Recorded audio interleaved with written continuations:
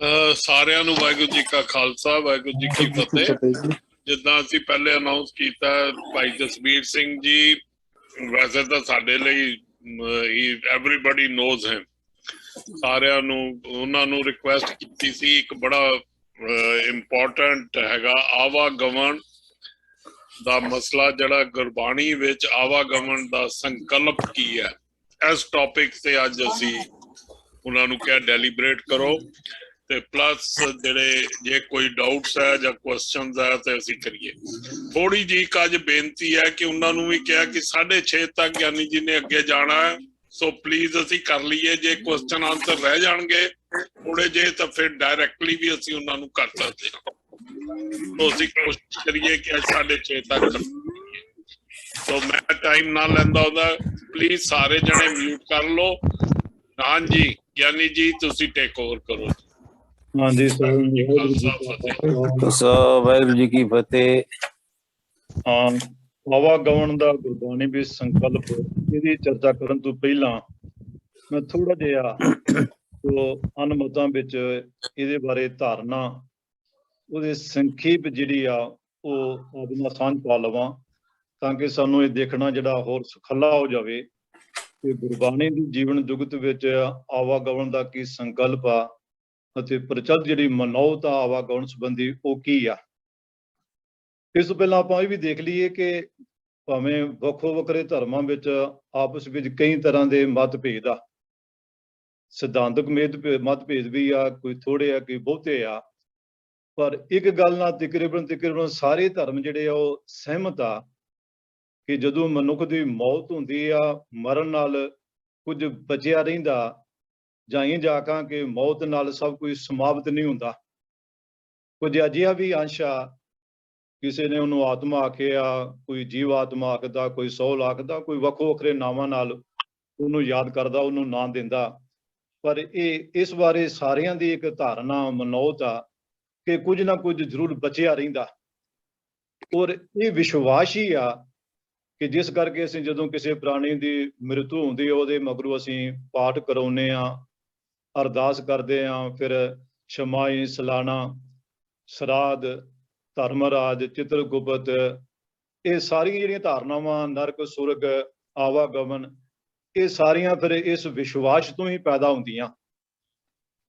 ਉਹ ਜੇਕਰ ਅਸੀਂ ਇਹ ਦੇਖੀਏ ਕਿ ਇਹ ਜਿਹੜਾ ਸ਼ੁਰੂਆਤ ਆ, ਅਸੀਂ ਕਿਸੇ ਇੱਕ ਧਰਮ ਜਾਂ ਕਿਸੇ ਇੱਕ ਦੇਸ਼ ਵੱਲ ਇਸ਼ਾਰਾ ਕਰਕੇ ਇਹ ਨਹੀਂ ਕਹਿ ਸਕਦੇ ਕਿ ਇਹ ਫਲਾਣੀ ਥਾਂ ਇਹਦਾ ਮੁੱਢ ਬੱਝਾ, ਬਲਕਿ ਅਸੀਂ ਇੰਝ ਆਖ ਸਕਦੇ ਹਾਂ ਕਿ ਜਿਹੜਾ ਜਥੇਬੰਦਕ ਧਰਮ ਜਿਹੜੇ ਆ, ਇਹਨਾਂ ਦੇ ਮੁੱਢ ਤੋਂ ਪਹਿਲਾਂ ਹੀ ਇਹ ਲੋਕ ਧਰਮ ਵਿੱਚ, ਲੋਕ ਵਿਸ਼ਵਾਸ ਵਿੱਚ ਇਹ ਧਾਰਨਾ ਜਿਹੜੀ ਆ ਇਹ ਵੱਖੋ ਵੱਖਰੇ ਰੂਪਾਂ ਵਿੱਚ ਲਗਭਗ ਦੁਨੀਆ ਦੇ ਹਰ ਹਿੱਸੇ ਵਿੱਚ ਪਾਈ ਜਾਂਦੀ ਰਹੀ, ਅਤੇ ਅੱਜ ਵੀ ਜਿਹੜੀ ਉਹ ਕਿਸੇ ਨਾ ਕਿਸੇ ਰੂਪ ਵਿੱਚ ਮੌਜੂਦ ਆ।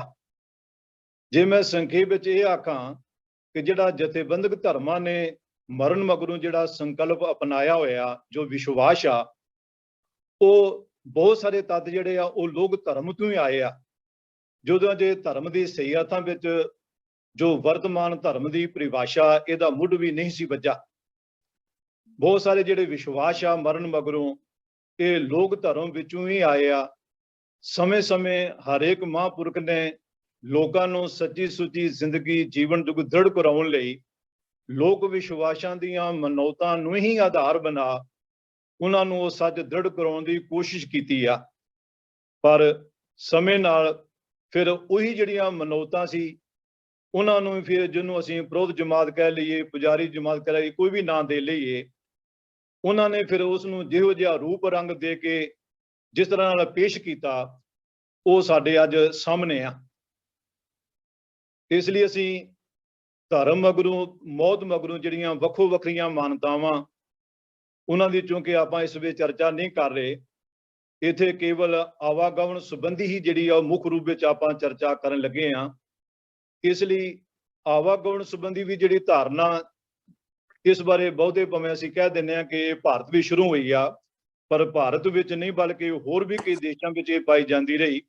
ਇਸ ਲਈ ਜਦੋਂ ਇਸ ਦੇ ਇਤਿਹਾਸ ਸੰਬੰਧੀ ਜਦੋਂ ਇਤਿਹਾਸਕਾਰਾਂ ਨੇ ਕੁਝ ਲਿਖਣਾ ਚਾਹਿਆ ਤਾਂ ਕਈਆਂ ਨੇ ਇਜਿਪਟ ਨੂੰ ਮੰਨਿਆ, ਔਰ ਕੁਝ ਜਿਹੜੇ ਆ ਉਹ ਗ੍ਰੀਸ ਨੂੰ ਮੰਨਦੇ ਆ।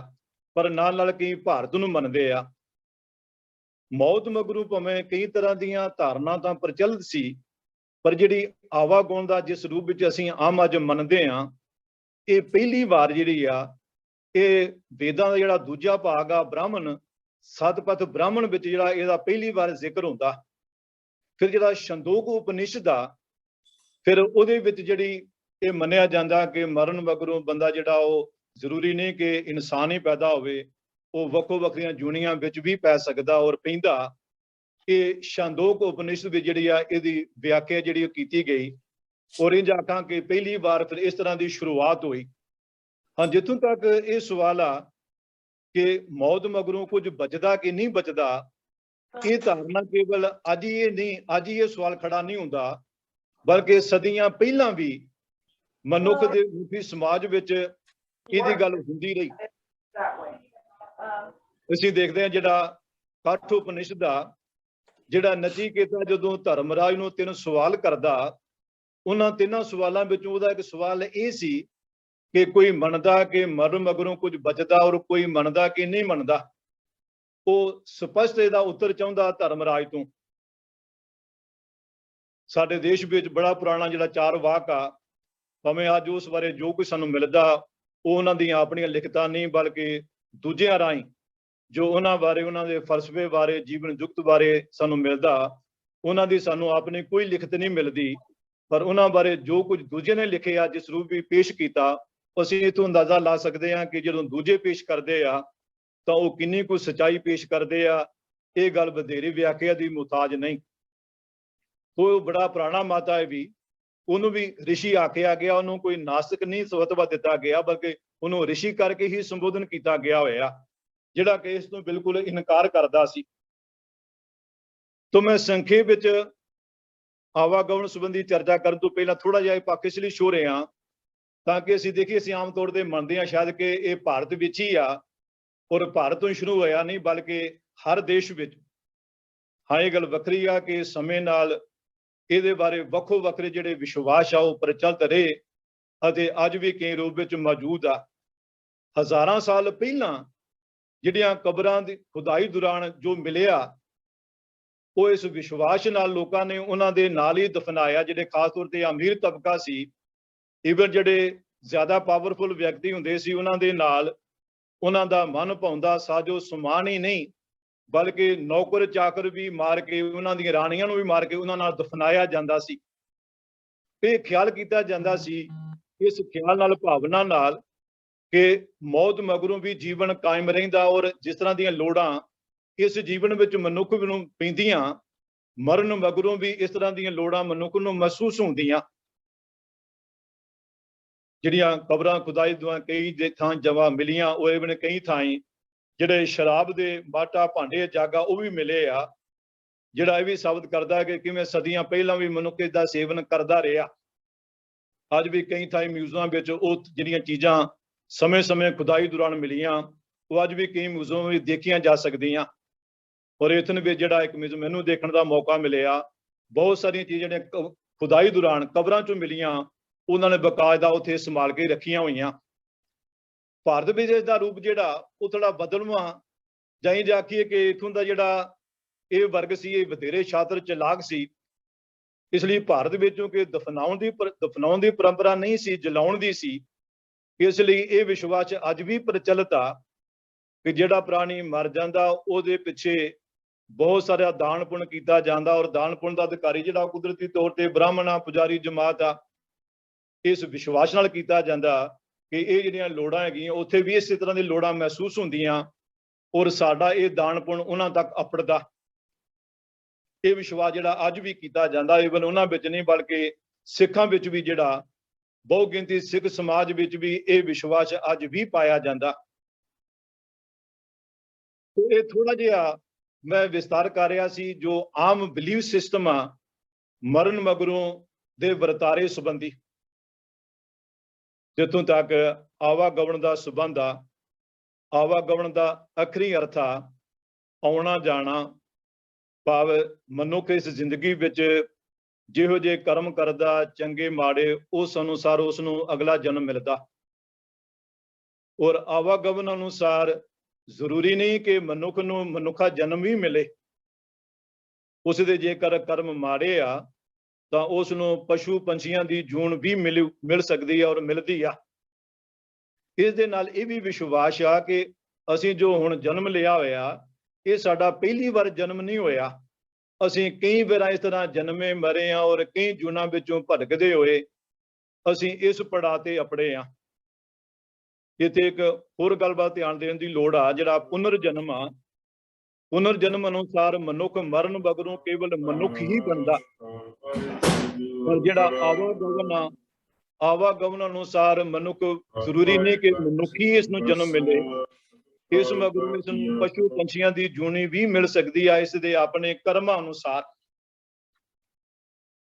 ਜਿੱਥੋਂ ਤੱਕ ਗੁਰੂ ਗ੍ਰੰਥ ਸਾਹਿਬ ਦਾ ਸਵਾਲ ਆ, ਅਸੀਂ ਇਸ ਨੂੰ ਸਮਝਣ ਤੋਂ ਪਹਿਲਾਂ ਥੋੜਾ ਜਿਹਾ ਸੰਖੇਪ ਵਿੱਚ ਗੁਰਬਾਣੀ ਵਿੱਚੋਂ ਇਹ ਸਮਝ ਲਈਏ ਕਿ ਗੁਰਬਾਣੀ ਵਿੱਚ ਜਨਮ ਅਤੇ ਮਰਨ ਕਿਹਨੂੰ ਆਖਿਆ ਗਿਆ, ਅਤੇ ਜਨਮ ਮਰਨ ਜੋ ਆਮ ਤੌਰ ਤੇ ਇਕੱਠਾ ਸ਼ਬਦ ਵੀ ਵਰਤੇ ਆ, ਤਾਂ ਗੁਰਬਾਣੀ ਵਿੱਚ ਸਤਿਗੁਰੂ ਜੀ ਨੇ ਇਹ ਸ਼ਬਦ ਕਿਸ ਭਾਵ-ਅਰਥ ਵਿੱਚ ਵਰਤੇ ਆ। ਕਿਉਂਕਿ ਜਿੰਨਾ ਚਿਰ ਅਸੀਂ ਗੁਰਬਾਣੀ ਦੀ ਇਸ ਪਰਿਭਾਸ਼ਿਕ ਸ਼ਬਦਾਵਲੀ ਵੱਲ ਧਿਆਨ ਨਹੀਂ ਦੇਵਾਂਗੇ, ਉਹਨਾਂ ਚਿਰ ਅਸੀਂ ਤਰ੍ਹਾਂ ਨਾਲ ਢੰਗ ਨਾਲ ਗੁਰਬਾਣੀ ਦੇ ਇਸ ਕਨਸੈਪਟ ਨੂੰ ਜਾਂ ਕਿਸੇ ਵੀ ਹੋਰ ਕਨਸੈਪਟ ਨੂੰ ਅਸੀਂ ਠੀਕ ਰੂਪ ਵਿੱਚ ਸਮਝ ਨੂੰ ਉਕਾਈ ਖਾ ਜਾਵਾਂਗੇ। ਤੋਂ ਇਸ ਲਈ ਪਹਿਲਾਂ ਆਪਾਂ ਥੋੜਾ ਜਿਹਾ ਇਹ ਦੇਖ ਲਈਏ ਕਿ ਗੁਰਬਾਣੀ ਵਿੱਚ ਇਹ ਜਿਹੜੇ ਸ਼ਬਦ ਆ, ਜਨਮ ਜਾਂ ਮਰਨ, ਇਹ ਕਿੰਨਾ ਅਰਥਾਂ ਵਿੱਚ ਵਰਤੇ ਗਏ ਆ। ਕਿਉਂਕਿ ਅਸੀਂ ਆਮ ਤੌਰ ਤੇ ਜਦੋਂ ਜਨਮ ਸ਼ਬਦ ਬਾਰੇ ਸੁਣਦੇ ਆ, ਪੜ੍ਹਦੇ ਆ, ਤਾਂ ਸਾਡਾ ਧਿਆਨ ਝੱਟ ਜੋ ਸਾਡੇ ਕੋਸ਼ਾਂ ਵਿੱਚ ਲਿਖਿਆ ਹੋਇਆ ਜਾਂ ਅਸੀਂ ਮੰਨਦੇ ਆ ਸਰੀਰਕ ਤੌਰ ਤੇ ਕਿਸੇ ਦਾ ਜਨਮ ਹੋਣਾ, ਅਸੀਂ ਜਨਮ ਸ਼ਬਦ ਆਮ ਤੌਰ ਤੇ ਇਹਨਾਂ ਹੀ ਅਰਥਾਂ ਵਿੱਚ ਸਮਝਦੇ ਆ। ਅਤੇ ਇਸੇ ਤਰ੍ਹਾਂ ਮਰਨ ਸੰਬੰਧੀ ਸ਼ਬਦ ਬਾਰੇ ਵੀ ਸਾਡੀ ਇਹੀ ਮਨੋਤਾ ਧਾਰਨਾ ਕਿ ਜਦੋਂ ਕੋਈ ਮਨੁੱਖ ਦੀ ਮੌਤ ਹੁੰਦੀ ਆ ਅਤੇ ਮਰਨ ਸ਼ਬਦ ਜਿਹੜਾ ਇਹਦਾ ਹੀ ਲਖਾਇਕ ਆ। ਪਰ ਜਦੋਂ ਅਸੀਂ ਗੁਰਬਾਣੀ ਨੂੰ ਥੋੜੇ ਜਿਹੇ ਵੀ ਧਿਆਨ ਨਾਲ, ਗੌਰ ਨਾਲ, ਵਿਚਾਰ ਨਾਲ ਵਿਚਾਰਾਂਗੇ ਤਾਂ ਅਸੀਂ ਦੇਖਾਂਗੇ, ਮਹਿਸੂਸ ਕਰਾਂਗੇ ਕਿ ਗੁਰਬਾਣੀ ਵਿੱਚ ਇਹ ਸ਼ਬਦ ਇਹਨਾਂ ਅਰਥਾਂ ਵਿੱਚ ਵੀ ਨਿਰਸੰਦੇਹ ਵਰਤੇ ਹੋਏ ਆ, ਪਰ ਇਹਨਾਂ ਨਾਲੋਂ ਕਿਤੇ ਜ਼ਿਆਦਾ ਗੁਰੂ ਸਾਹਿਬ ਨੇ ਇਹਨਾਂ ਨੂੰ ਇਹਨਾਂ ਅਰਥਾਂ ਵਿੱਚ ਨਹੀਂ ਵਰਤਿਆ ਹੋਇਆ। ਤਾਂ ਥੋੜਾ ਜਿਹਾ ਮੈਂ ਇਸ ਪਾਸੇ ਵੱਲ ਆਪ ਜੀ ਦਾ ਧਿਆਨ ਦਿਵਾਵਾਂ ਤਾਂ ਕਿ ਅਸੀਂ ਇਹ ਥੋੜਾ ਜਿਹਾ ਵੇਖ ਸਕੀਏ ਗੁਰਬਾਣੀ ਵਿੱਚ ਕਿ ਸ਼ਬਦ ਜਿਹੜੇ ਆ ਉਹ ਕਿੰਨਾ ਅਰਥਾਂ ਵਿੱਚ ਵਰਤੇ ਗਏ ਆ। ਮੈਂ ਸਮੇਂ ਨੂੰ ਧਿਆਨ ਵੀ ਰੱਖਦਾ ਹੋਇਆ ਸਾਰਾ ਵਿਸਤਾਰ ਤਾਂ ਜਿਹੜਾ ਗੁਰੂ ਗ੍ਰੰਥ ਸਾਹਿਬ ਵਿੱਚ ਇਸ ਜਨਮ ਜਾਂ ਮਰਨ ਸ਼ਬਦ ਸੰਬੰਧੀ ਆਇਆ ਉਹਦਾ ਤਾਂ ਜ਼ਿਕਰ ਕਰਨ ਨੂੰ ਅਸਮਰਥ ਰਹੂੰਗਾ, ਪਰ ਕੁਝ ਕੁ ਜਿਹੜੇ ਆ ਉਹ ਜ਼ਰੂਰ ਜਿਹੜੇ ਆ ਪਹਿਲੂ ਆਪ ਜੀ ਦੇ ਧਿਆਨ ਵਿੱਚ ਲਿਆਉਣ ਦੀ ਕੋਸ਼ਿਸ਼ ਕਰ ਰਹੇ ਆ। ਤੋ ਜਨਮ ਦਾ ਜਿਹੜਾ ਆਮ ਅਰਥ ਆ ਉਹ ਆ ਉਤਪਤੀ, ਪੈਦਾਇਸ਼। ਉਹ ਦੂਜਾ ਅਰਥ ਸਾਡੇ ਕੋਸ਼ਾਂ ਵਿੱਚ ਦਿੱਤਾ ਹੋਇਆ ਆਰੰਭ, ਸ਼ੁਰੂ, ਮੁੱਢ। ਔਰ ਗੁਰਬਾਣੀ ਵਿੱਚ ਜਦੋਂ ਸਤਿਗੁਰੂ ਜੀ ਇਹ ਫਰਮਾਉਂਦੇ ਆ ਪਿਤਾ ਕਾ ਜਨਮ ਕੇ ਜਾਣੈ ਪੂਤ, ਤਾਂ ਇੱਥੇ ਜਨਮ ਦਾ ਭਾਵ ਇਹੀ ਜੋ ਅਸੀਂ ਆਮ ਲੈਂਦੇ ਆ। ਪਰ ਜਦੋਂ ਬਾਣੀ ਵਿੱਚ ਇਹ ਆਉਂਦਾ ਮੈਂ ਜਾਣਿਆ ਵੱਡ ਹੰਸ ਹੈ ਤਾਂ ਮੈਂ ਕੀਆ ਸੰਗ, ਜੇ ਜਾਣਾ ਬਗ ਬਪੜਾ ਤਾਂ ਜਨਮ ਨਾ ਦੇਂਦੀ ਅੰਗ, ਤਾਂ ਇੱਥੇ ਜਨਮ ਤੋਂ ਭਾਵ ਜਨਮ ਤੋਂ ਨਹੀਂ, ਭਾਵ ਮੁੱਢ ਤੋਂ ਆ, ਸ਼ੁਰੂ ਤੋਂ ਆ। ਇਹਨਾਂ ਤੋਂ ਇਲਾਵਾ ਗੁਰੂ ਗ੍ਰੰਥ ਸਾਹਿਬ ਵਿੱਚ ਜਿਸ ਤਰ੍ਹਾਂ ਪਾਵਨ ਫਰਮਾਨਾ ਨਾ ਹੋ ਜਤੀ ਸਤੀ ਨਹੀਂ ਪੜਿਆ, ਮੂਰਖ ਮੁਗਦਾ ਜਨਮ ਭਇਆ, ਤਾਂ ਇੱਥੇ ਜਨਮ ਸ਼ਬਦ ਜਿਹੜਾ ਉਹ ਜਨਮ ਤੋਂ ਨਹੀਂ, ਉਤਪਤੀ, ਪੈਦਾਇਸ਼ ਜਾਂ ਸ਼ੁਰੂ ਤੋਂ ਨਹੀਂ, ਭਾਵ ਜਿਹੜਾ ਉਹ ਸਾਡਾ ਜੋ ਜੀਵਨ ਆ, ਜਿਸ ਢੰਗ ਨਾਲ ਅਸੀਂ ਜ਼ਿੰਦਗੀ ਬਸਰ ਕਰ ਰਹੇ ਹਾਂ, ਉਸ ਬਸਰ ਕਰਨ ਲਈ ਢੰਗ ਵੱਲ ਇਸ਼ਾਰਾ ਕਰ ਰਹੇ ਆ। ਤਾਂ ਜਦੋਂ ਗੁਰਬਾਣੀ ਵਿੱਚ ਆਉਂਦਾ 184 ਭ੍ਰਮ ਤੇ ਆ ਦੁਰਲਭ ਜਨਮ ਪਾਇਓ, ਨਾਨਕ ਨਾਮ ਸੰਭਾਲ ਤੂੰ ਸੋਧਨ ਨੇੜੇ ਆਇਓ, ਤਾਂ ਗੁਰੂ ਸਾਹਿਬ ਇੱਥੇ ਮਨੁੱਖਾ ਜਨਮ ਦੇ ਦੁਰਲਭਤਾ ਵੱਲ ਇਸ਼ਾਰਾ ਕਰਦੇ ਆ ਕਿ ਇਹ ਜਿਹੜਾ ਮਨੁੱਖਾ ਜਨਮ ਆ, ਇੱਥੇ ਜਨਮ ਸ਼ਬਦ ਸਾਡੇ ਇਸ ਦੁਰਲਭ ਮਨੁੱਖਾ ਜਨਮ ਦਾ ਪ੍ਰਤੀਕ ਆ, ਲਖਾਇਕ ਆ। ਗੁਰਬਾਣੀ ਵਿੱਚ ਇਹ ਸ਼ਬਦ ਉਤਪਤੀ, ਮੁੱਢ, ਜੀਵਨ, ਇਹਨਾਂ ਦੇ ਅਰਥਾਂ ਤੋਂ ਇਲਾਵਾ ਹੋਰ ਕਈ ਅਰਥਾਂ ਵਿੱਚ ਵਰਤੇ ਆ। ਉਹਨਾਂ ਵਿੱਚ ਕੁਝ ਇੱਕ ਇਹ ਹੈ ਕਿ ਜਿਵੇਂ ਜਦੋਂ ਆਉਂਦਾ ਕਿ ਸਤਿਗੁਰੂ ਕੈ ਜਨਮੇ ਗਬਨ ਮਿਟਾਇਆ, ਅਨਹਤ ਰਾਤੇ ਇਹ ਮਨ ਲਾਇਆ, ਤਾਂ ਇੱਥੇ ਜਨਮੇ ਤੋਂ ਭਾਵ ਸਰੀਰਕ ਤੌਰ ਤੇ ਜਨਮ ਤੋਂ ਨਹੀਂ।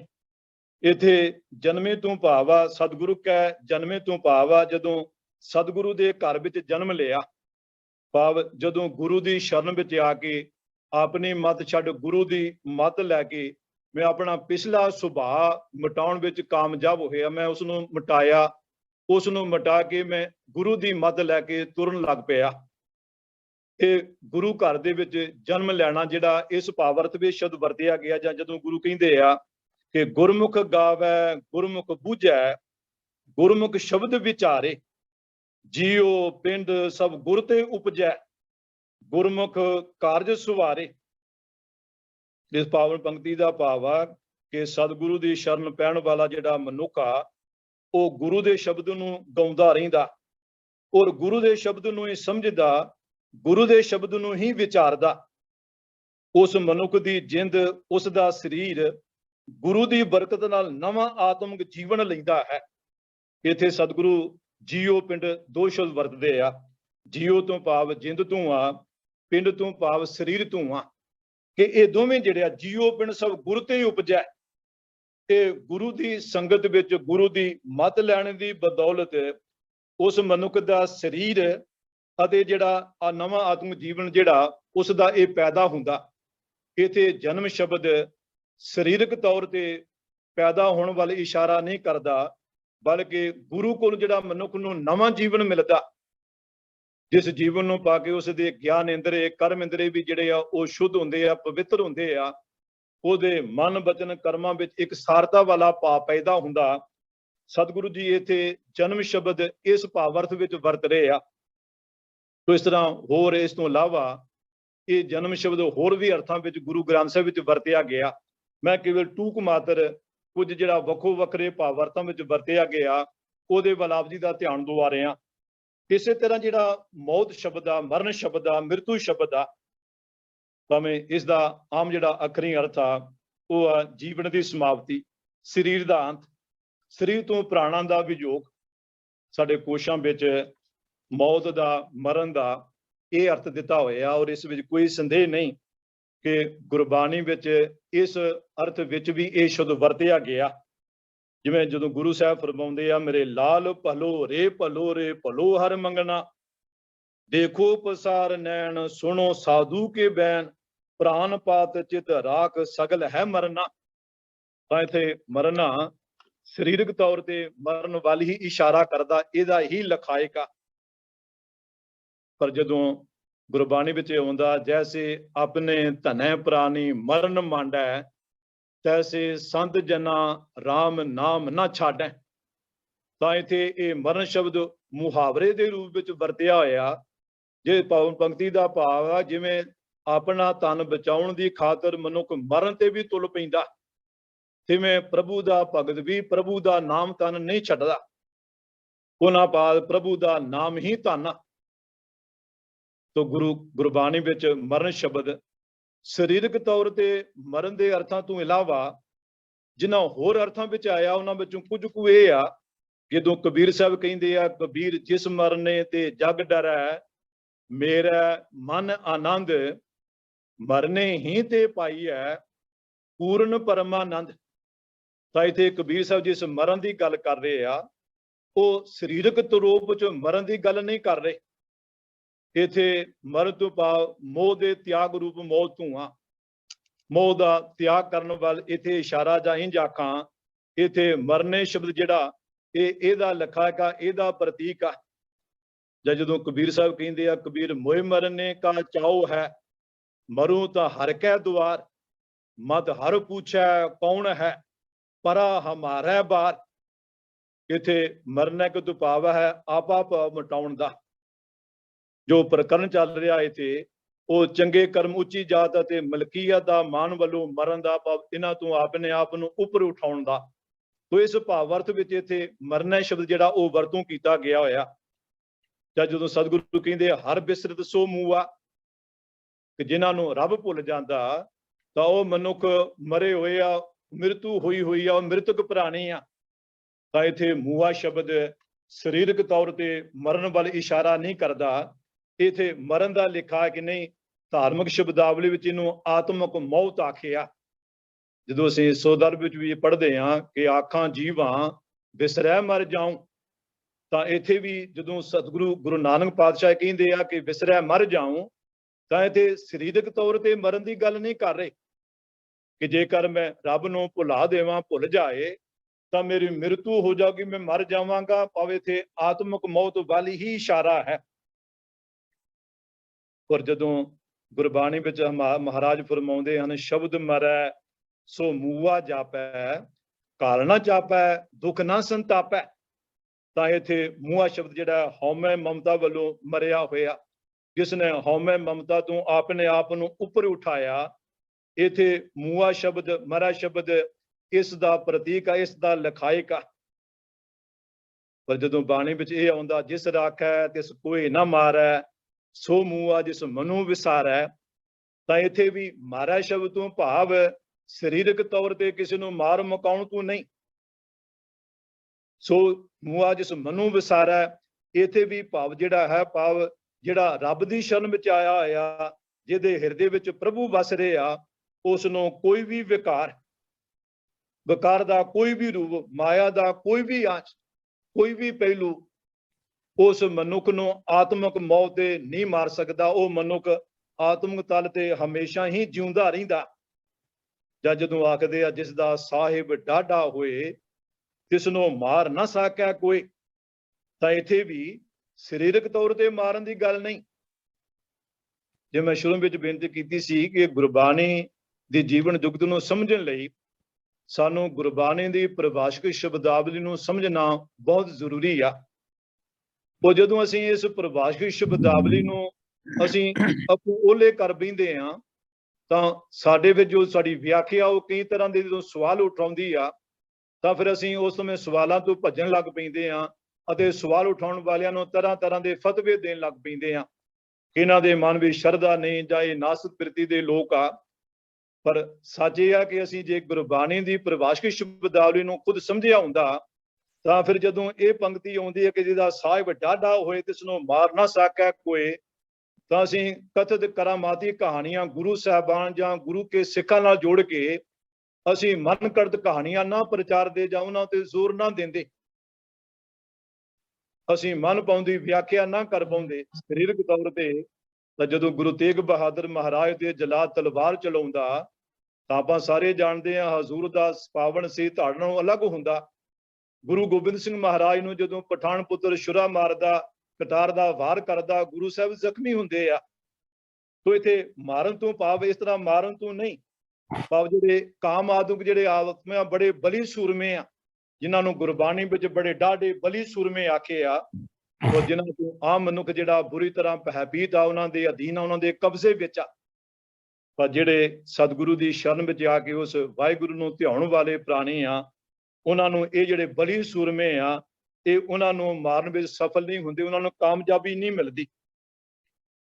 ਜਦੋਂ ਕਬੀਰ ਸਾਹਿਬ ਜੀ ਕਹਿੰਦੇ ਹਨ, ਮੈਂ ਨਾ ਮਰੂੰ ਮਰਬੋ ਸੰਸਾਰਾ, ਅਬ ਬੋ ਮਿਲਿਓ ਹੈ ਜੀਵਨ ਹਾਰਾ, ਤਾਂ ਕਬੀਰ ਸਾਹਿਬ ਜੀ ਇਹ ਨਹੀਂ ਕਹਿੰਦੇ ਕਿ ਮੇਰੀ ਮੌਤ ਨਹੀਂ ਹੋਵੇਗੀ, ਮੈਂ ਸਰੀਰਕ ਤੌਰ ਤੇ ਹਮੇਸ਼ਾ ਰਹਾਂਗਾ।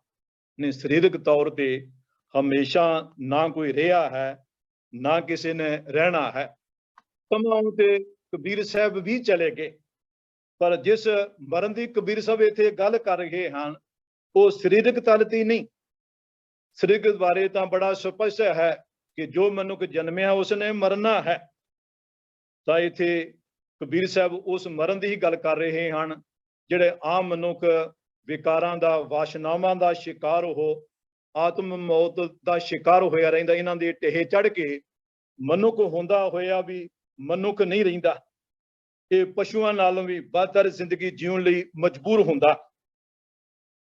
ਤੋ ਗੁਰਬਾਣੀ ਵਿੱਚ ਮੂਆ, ਮਰਸੀ, ਮੂਏ, ਜਾਤ, ਬਿਨਸੈ, ਜਾਣਾ, ਜਾਵਤ ਇਤਿਆਦਿਕ ਇਹ ਸ਼ਬਦ ਵੀ ਜਿਹੜੇ ਆ, ਇਹ ਮਰਨ ਦਾ ਹੀ ਭਾਵ ਅਰਥ ਰੱਖਦੇ ਆ।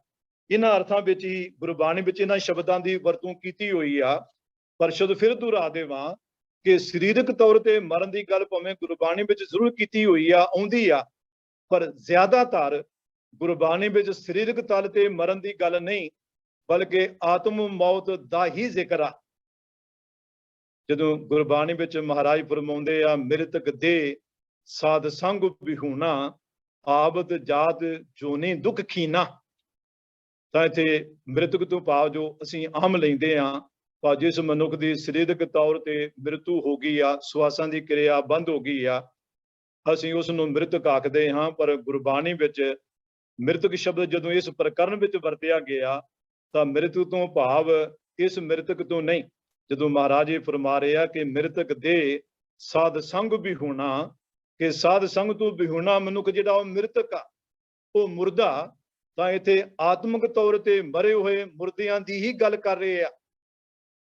ਇਸ ਲਈ ਜਦੋਂ ਗੁਰੂ ਨਾਨਕ ਸਾਹਿਬ ਜੀ ਜਿਉਂਦੇ ਮਨੁੱਖਾਂ ਦੀ ਪਰਿਭਾਸ਼ਾ ਕਰਦੇ ਆ ਕਿ ਉਹਨਾਂ ਦੀਆਂ ਨਜ਼ਰਾਂ ਵਿੱਚ ਜਿਉਂਦੇ ਕੌਣ ਆ ਔਰ ਮਰੇ ਹੋਏ ਕੌਣ ਆ, ਤਾਂ ਗੁਰੂ ਨਾਨਕ ਸਾਹਿਬ ਸਪਸ਼ਟ ਅਤੇ ਨਿਰਣਾਇਕ ਰੂਪ ਵਿੱਚ ਆਖਦੇ ਆ, ਸੋ ਜੀਵਿਆ ਜਿਸ ਮਨ ਵਸਿਆ ਸੋਏ, ਨਾਨਕ ਅਵਰ ਨ ਜੀਵੈ ਕੋਏ। ਜੇ ਜੀਵੈ ਪਤ ਲੱਥੀ ਜਾਏ, ਸਭ ਹਰਾਮ ਜੇਤਾ ਕਿਛ ਖਾਏ। ਗੁਰਬਾਣੀ ਵਿੱਚ ਇਸ ਸੰਬੰਧੀ ਕੋਈ ਦੋ ਰਾਵਾਂ ਨਹੀਂ ਕਿ ਹਜ਼ੂਰ ਨੇ ਸਹੀ ਅਰਥਾਂ ਵਿੱਚ ਜਿਉਂਦੇ ਮਨੁੱਖ ਕਿਹਨਾਂ ਨੂੰ ਆਖਿਆ। ਤੋ ਜਦੋਂ ਅਸੀਂ ਜੀਵਨ ਅਤੇ ਮਰਨ ਸੰਬੰਧੀ ਗੁਰਬਾਣੀ ਦੇ ਇਸ ਦ੍ਰਿਸ਼ਟੀਕੋਣ ਨੂੰ ਅਸੀਂ ਸਮਝਾਂਗੇ, ਸਮਝਣ ਮਗਰੋਂ ਅਸੀਂ ਗੁਰਬਾਣੀ ਵੱਲ ਨਿਗਾਹ ਮਾਰਾਂਗੇ, ਤਾਂ ਫਿਰ ਸਾਨੂੰ ਇਹ ਗੱਲ ਵੀ ਸਮਝ ਆਵੇਗੀ, ਸਾਡੀ ਪਕੜ ਵਿੱਚ ਆਵੇਗੀ ਕਿ ਜਿੱਥੋਂ ਤੱਕ ਜੋ ਜਨਮ ਮਰਨ ਅਸੀਂ ਆਮ ਅਰਥਾਂ ਵਿੱਚ ਵਰਤਦੇ ਹਾਂ, ਕੋਸ਼ਾਂ ਵਿੱਚ ਜਿਸ ਜਨਮ ਮਰਨ ਦੀ ਪਰਿਭਾਸ਼ਾ ਦਿੱਤੀ ਹੋਈ ਆ, ਇਸ ਬਾਰੇ ਗੁਰਬਾਣੀ ਦਾ ਸਪਸ਼ਟ ਫਰਮਾਨ ਆ ਕਿ ਇਹ ਤੋਂ ਰਚਨ ਰਚਿਆ ਕਰਤਾਰ, ਆਵਤ ਜਾਵਤ ਹੁਕਮ ਅਪਾਰ। ਜਾਂ ਹੁਕਮੇ ਜਮਨ ਹੁਕਮੇ ਮਰਨਾ, ਇਹ ਉਸ ਵਾਹਿਗੁਰੂ ਜੀ ਦੀ ਹੁਕਮੀ ਖੇਡ ਆ ਕਿ ਮਨੁੱਖ ਜਨਮਦਾ ਔਰ ਮਰਦਾ। ਇਹ ਮਨੁੱਖ ਦੇ ਆਪਣੇ ਵੱਸ ਵਿੱਚ ਨਹੀਂ, ਮਨੁੱਖ ਦਾ ਆਪਣਾ ਕੰਟਰੋਲ ਨਹੀਂ।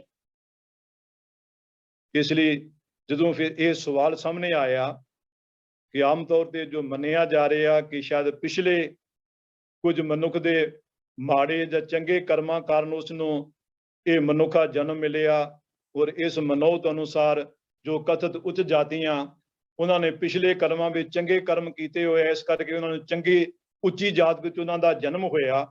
ਜਿਨ੍ਹਾਂ ਦੇ ਮਾੜੇ ਕਰਮ ਸੀ ਉਹਨਾਂ ਨੂੰ ਨੀਵੀਆਂ ਜਾਤਾਂ ਵਿੱਚ ਜਨਮ ਲੈਣ ਦਾ ਮੌਕਾ ਮਿਲਿਆ। ਇਹ ਉਹਨਾਂ ਦੀ ਮਨੌਤ ਸੀ। ਉਸ ਮਨੌਤ ਕਾਰਨ ਕਈ ਵਾਰ ਸਾਡੀਆਂ ਸਟੇਜਾਂ ਤੋਂ ਵੀ ਇਹੋ ਜਿਹੀ ਵਿਆਖਿਆ ਗੁਰਬਾਣੀ ਦੀ ਹੀ ਕੀਤੀ ਜਾ ਰਹੀ ਹੁੰਦੀ ਆ। ਇਸ ਲਈ ਪਿੱਛੇ ਜੇ ਇੱਕ ਪ੍ਰਸਿੱਧ ਜਿਹੜੇ ਜਿਨ੍ਹਾਂ ਦਾ ਪੰਥ ਵਿੱਚ ਬੜਾ ਸਨਮਾਨ ਆ, ਉਹ ਕਥਾ ਕਰਦੇ ਆ, ਇਹ ਗੱਲ ਆਖ ਰਹੇ ਸੀ ਕਿ ਜਿਹੜਾ ਕੋਈ ਸ਼ਰਾਬ ਪੀਂਦਾ, ਤਾਂ ਜਿਹੜਾ ਸ਼ਰਾਬ ਪੀਣ ਵਾਲਾ ਸਿੱਖ ਆ ਉਹ ਅਗਲੇ ਜਨਮ ਵੀ ਮਰਾਸੀ ਦੇ ਘਰ ਜਨਮ ਲੈਂਦਾ, ਕਿਉਂਕਿ ਸੋ ਸਾਖੀ ਵਿੱਚ ਅਜਿਹਾ ਲਿਖਿਆ ਹੋਇਆ। ਤਾਂ ਸਾਡੀ ਇੱਕ ਬਦਕਿਸਮਤੀ ਦਾ ਪਹਿਲੂ ਇਹ ਵੀ ਆ ਕਿ ਅਸੀਂ ਗੁਰਬਾਣੀ ਜੋ ਗੁਰੂ ਸਾਹਿਬਾਨ ਦੇ ਮੁਖੋਂ ਨਿਕਲੀ ਆ, ਮਹਾਰਾਜ ਨੇ ਉਚਾਰੀ ਆ, ਉਚਾਰੀ ਨਹੀਂ ਬਲਕਿ ਆਪ ਸੰਭਾਲੀ ਵੀ ਆ, ਔਰ ਇਸ ਨਾਲ ਸੰਭਾਲੀ ਆ ਕਿ ਉਸ ਵਿੱਚ ਕਿਸ ਤਰ੍ਹਾਂ ਦੀ ਕੋਈ ਮਿਲਾਵਟ ਨਾ ਹੋ ਸਕੇ। ਪਰ ਅਸੀਂ ਉਹਨਾਂ ਉਤੇ ਵਿਸ਼ਵਾਸ ਕਰਨ ਦੀ ਬਜਾਏ ਜੋ ਮੇਰੇ ਤੁਹਾਡੇ ਵਰਗੇ ਨੇ ਲਿਖ ਦਿੱਤਾ, ਗੁਰੂ ਸਾਹਿਬ ਦੇ ਮੂੰਹ ਵਿੱਚ ਪਾ ਦਿੱਤਾ, ਗੁਰੂ ਸਾਹਿਬ ਨੂੰ ਬੁਲਾ ਦਿੱਤਾ, ਅਸੀਂ ਉਸ ਉਤੇ ਜ਼ਿਆਦਾ ਵਿਸ਼ਵਾਸ ਕਰਦੇ ਹਾਂ। ਪਰ ਗੁਰੂ ਸਾਹਿਬਾਨ ਦੇ ਆਪਣੇ ਮੁਖੋਂ ਉਚਾਰੇ ਹੋਏ ਨਿਕਲੇ ਹੋਏ ਬੋਲਾਂ ਉਤੇ ਸਾਡਾ ਘੱਟ ਵਿਸ਼ਵਾਸ ਆ। ਭਾਵੇਂ ਅਸੀਂ ਗੁਰੂ ਗ੍ਰੰਥ ਸਾਹਿਬ ਜੀ ਨੂੰ ਗੁਰੂ ਦੇ ਰੂਪ ਵਿੱਚ ਮੰਨ ਰਹੇ ਹਾਂ, ਮੱਥਾ ਵੀ ਟੇਕਦੇ ਹਾਂ, ਉਹਨਾਂ ਦੀਆਂ ਪਰਿਕਰਮਾਂ ਵੀ ਕਰਦੇ ਹਾਂ, ਐਸਾ ਦਾਅਵਾ ਵੀ ਕਰਦੇ ਹਾਂ ਕਿ ਸਾਡਾ ਕੇਵਲ ਗੁਰੂ ਗ੍ਰੰਥ ਸਾਹਿਬ ਹੀ ਗੁਰੂ ਆ, ਸਾਡਾ ਇਸ਼ਟਾ। ਪਰ ਅਮਲੀ ਤੌਰ ਤੇ ਸੱਚ ਇਹ ਆ ਕਿ ਅਸੀਂ ਗੁਰੂ ਦੀ ਗੱਲ ਜਿਹੜੀ ਬਾਣੀ ਵਿੱਚ ਆ ਉਹ ਘੱਟ ਮੰਨਦੇ ਹਾਂ, ਪਰ ਉਹਨਾਂ ਬਾਰੇ ਲਿਖਣ ਵਾਲਿਆਂ ਦੀ ਗੱਲਾਂ ਵਧੇਰੇ ਅਸੀਂ ਮੰਨੀ ਬੈਠੇ ਹਾਂ।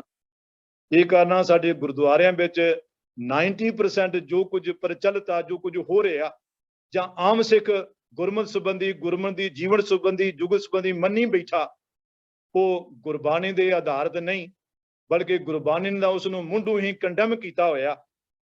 ਤੋ ਖੈਰ, ਮੈਂ ਬੇਨਤੀ ਕਰ ਰਿਹਾ ਸੀ ਕਿ ਜਿਹੜਾ ਜੰਮਣ ਮਰਨਾ, ਇਹ ਗੁਰੂ ਸਾਹਿਬ ਕਹਿੰਦੇ ਆ ਵਾਹਿਗੁਰੂ ਦੀ ਹੁਕਮੀ ਖੇਡ ਆ।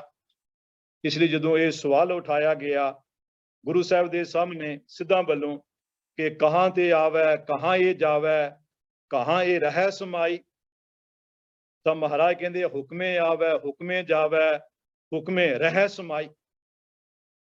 ਉਹ ਜਿਹੜੇ ਕਰਮ ਫਿਲਾਸਫੀ ਵਿੱਚ ਵਿਸ਼ਵਾਸ ਰੱਖਣ ਵਾਲਿਆਂ ਦੀ ਮਨੋਤ ਸੀ, ਧਾਰਨਾ ਸੀ। ਗੁਰਬਾਣੀ ਨੇ ਉਸ ਸੰਬੰਧੀ ਚਰਚਾ ਕਰਦਿਆਂ ਹੋਏ ਬੜੇ ਸਪਸ਼ਟ ਰੂਪ ਵਿੱਚ ਆਖਿਆ ਹੈ, ਜਬ ਕਛ ਨਾ ਸੀਓ ਤਬ ਕਿਆ ਕਰਤਾ, ਕਵਨ ਕਰਮ ਕਰ ਆਇਆ, ਆਪਣਾ ਖੇਲ ਆਪ ਕਰ ਦੇਖੈ, ਠਾਕੁਰ ਰਚਨ ਰਚਾਇਆ। ਗੁਰੂ ਭਗਤ ਨਾਮਦੇਵ ਜੀ ਦਾ ਇਹ ਸ਼ਬਦ, ਜਬ ਮਾਏ ਨਾ ਹੋਤੀ ਬਾਪ ਨਾ ਹੋਤਾ, ਕਰਮ ਨਾ ਹੋਤੀ ਕਾਇਆ, ਹਮ ਨਹੀਂ ਹੋਤੇ ਤੁਮ ਨਹੀਂ ਹੋਤੇ, ਕਵਨ ਕਹਾਂ ਤੇ ਆਇਆ। ਇਹ ਪਾਵਨ ਸ਼ਬਦ ਜਿਹੜਾ ਹੈ, ਇਸ ਵਿੱਚ ਹੋਰ ਚੰਗੀ ਤਰ੍ਹਾਂ ਇਸ ਪੱਖ ਨੂੰ ਵੇਖਿਆ ਜਾ ਸਕਦਾ ਹੈ, ਸਮਝਿਆ ਜਾ ਸਕਦਾ ਹੈ। ਤੋ ਗੁਰਬਾਣੀ ਦੀ ਜੀਵਨ ਜੁਗਤ ਵਿੱਚ ਵਾਹਿਗੁਰੂ ਜੀ ਦੀ ਇਹ ਹੁਕਮੀ ਕਿਰਿਆ ਦਾ ਖੇਡ ਦਾ ਹਿੱਸਾ ਹੈ ਮਨੁੱਖ ਦਾ ਸਰੀਰਕ ਤੌਰ ਤੇ ਜੰਮਣਾ ਮਰਨਾ। ਇਹ ਜੋ ਕਰਮ ਫਿਲਾਸਫੀ ਅਤੇ ਆਵਾਗੁਣ ਦੀ ਪ੍ਰਚਲਿਤ ਮਨੋਤ ਹੈ, ਉਸ ਅਨੁਸਾਰ ਕਿ ਮਨੁੱਖ ਦੇ ਚੰਗੇ ਮੰਦੇ ਕਰਮਾਂ ਕਾਰਨ ਮਨੁੱਖ ਨੂੰ ਫਿਰ ਵੱਖੋ ਵੱਖਰੀਆਂ ਜੂਨੀਆਂ ਨਸੀਬ ਹੁੰਦੀਆਂ ਹਨ। ਜਾਂ ਕਈਆਂ ਦੀ ਮਨੋਤ ਹੈ ਕਿ ਜਿੰਨਾ ਚਿਰ ਮਨੁੱਖ ਦੇ ਮਨ ਵਿੱਚ ਵਾਸ਼ਨਾਵਾਂ ਹਨ, ਉਹਨਾਂ ਚਿਰ ਮਨੁੱਖ ਦਾ ਜਨਮ ਹੁੰਦਾ ਹੀ ਰਹੇਗਾ। ਤਾਂ ਜਦੋਂ ਇਹ ਵਾਸ਼ਨਾਵਾਂ ਖਤਮ ਹੋ ਜਾਣਗੀਆਂ ਤਾਂ ਇਸ ਦਾ ਇਹ ਜੰਮਣ ਮਰਨ ਦਾ ਸਿਲਸਿਲਾ ਖਤਮ ਹੋ ਜਾਵੇਗਾ। ਇੱਥੇ ਇੱਕ ਹੋਰ ਗੱਲ ਜਿਹੜੀ ਹੈ ਉਹ ਧਿਆਨ ਦੇਣ ਯੋਗ ਹੈ, ਭਾਵੇਂ ਸਾਡਾ ਮੁੱਖ ਰੂਪ ਵਿੱਚ ਇਹ ਵਿਸ਼ਾ ਨਹੀਂ, ਪਰ ਕਿਉਂਕਿ ਇਸ ਨਾਲ ਹੀ ਸੰਬੰਧਿਤ ਹੈ, ਇਸ ਲਈ ਇਸ ਵੱਲ ਵੀ ਪੰਛੀ ਚਾਦ ਮਾਰ ਲੈਣੀ ਜ਼ਰੂਰੀ ਹੈ ਕਿ ਮਰਨ ਮਗਰੋਂ ਜਿਹੜੀਆਂ ਆਮ ਪ੍ਰਚਲਿਤ ਮਨੋਤਾਂ ਹਨ, ਮਨੋਤਾਂ ਤਾਂ ਕਈ ਤਰ੍ਹਾਂ ਦੀਆਂ ਹਨ, ਪਰ ਜੋ ਮੁੱਖ ਹਨ ਉਹਨਾਂ ਅਨੁਸਾਰ, ਇੱਕ ਅਨੁਸਾਰ ਤਾਂ ਮਰਨ ਮਗਰੋਂ ਮਨੁੱਖ ਨੂੰ ਨਰਕ ਜਾਂ ਸੁਰਗ ਨਸੀਬ ਹੁੰਦਾ ਹੈ। ਇਹ ਮਨੁੱਖ ਦੇ ਕਰਮਾਂ ਤੇ ਨਿਰਭਰ ਕਰਦਾ ਹੈ ਕਿ ਉਸ ਦੇ ਕਿਹੋ ਜਿਹੇ ਕਰਮ ਹਨ।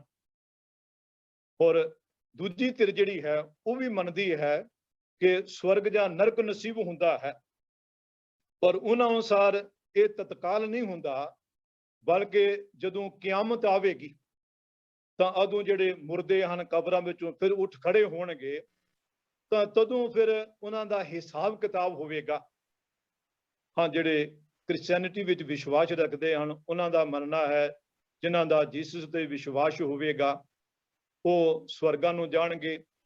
ਜਿਹੜੇ ਮੁਸਲਮਾਨ ਵੀਰ ਹਨ ਉਹਨਾਂ ਦੀ ਮਨੋਤ ਹੈ, ਜਿਨ੍ਹਾਂ ਦਾ ਮੁਹੰਮਦ ਸਾਹਿਬ ਉਤੇ ਵਿਸ਼ਵਾਸ ਹੈ, ਉਹਨਾਂ ਦੀ ਮਨੋਤ ਹੈ ਕਿ ਉਹਨਾਂ ਨੂੰ ਫਿਰ ਚੰਗਿਆਂ ਨੂੰ ਸਵਰਗ ਨਸੀਬ ਹੋਵੇਗਾ, ਔਰ ਜਿਹੜੀਆਂ ਮਾੜੀਆਂ ਰੂਹਾਂ ਹਨ ਜਿਨ੍ਹਾਂ ਦਾ ਇਹਨਾਂ ਪੈਗੰਬਰਾਂ ਉਤੇ ਵਿਸ਼ਵਾਸ ਨਹੀਂ, ਉਹਨਾਂ ਨੂੰ ਦੋਜ਼ਖ ਦੀ ਅਗਨੀ ਵਿੱਚ ਸਾੜਿਆ ਜਾਵੇਗਾ।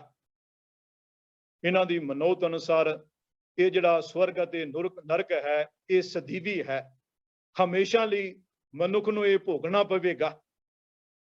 ਪਰ ਖਾਸ ਤੌਰ ਤੇ ਜਿਵੇਂ ਭਾਰਤ ਦੇ ਇਹਨਾਂ ਲੋਕਾਂ ਦੀ ਧਾਰਨਾ ਹੈ, ਹਿੰਦੂ ਮਤ ਦੀ ਮੁੱਖ ਰੂਪ ਵਿੱਚ ਮਨੋਤ ਹੈ ਨਰਕ ਸੁਰਗ ਸੰਬੰਧੀ, ਉਹ ਉਹਨਾਂ ਨਾਲੋਂ ਵੱਖਰੀ ਹੈ, ਭਿੰਨ ਹੈ। ਇਹ ਤਾਂ ਮੰਨਦੇ ਹਨ ਕਿ ਧਰਮਰਾਜ ਦੀ ਕਚਹਿਰੀ ਵਿੱਚ ਜਦੋਂ ਚਿੱਤਰਗੁਪਤ ਚਿੱਠਾ ਪੇਸ਼ ਕਰਦਾ ਹੈ ਕਿ ਇਸ ਮਨੁੱਖ ਨੇ ਜੀਵਨ ਵਿੱਚ ਆਹ ਕਰਮ ਕੀਤੇ ਹਨ, ਤਾਂ ਫਿਰ ਉਸ ਅਨੁਸਾਰ ਫਿਰ ਧਰਮਰਾਜ ਨਿਰਣਾ ਕਰਦਾ ਹੈ, ਫੈਸਲਾ ਸੁਣਾਉਂਦਾ ਹੈ ਕਿ ਇਹਨਾਂ ਨੂੰ ਨਰਕਾਂ ਵਿੱਚ ਸਿੱਟਣਾ ਹੈ ਜਾਂ ਸਵਰਗਾਂ ਵਿੱਚ ਭੇਜਣਾ ਹੈ। ਪਰ ਇਹਨਾਂ ਦੀ ਇਹ ਧਾਰਨਾ ਹੈ ਕਿ ਸਵਰਗ ਅਤੇ ਨਰਕਾਂ ਵਿੱਚ ਮਨੁੱਖ ਹਮੇਸ਼ਾ ਲਈ ਨਹੀਂ ਰਹਿੰਦਾ।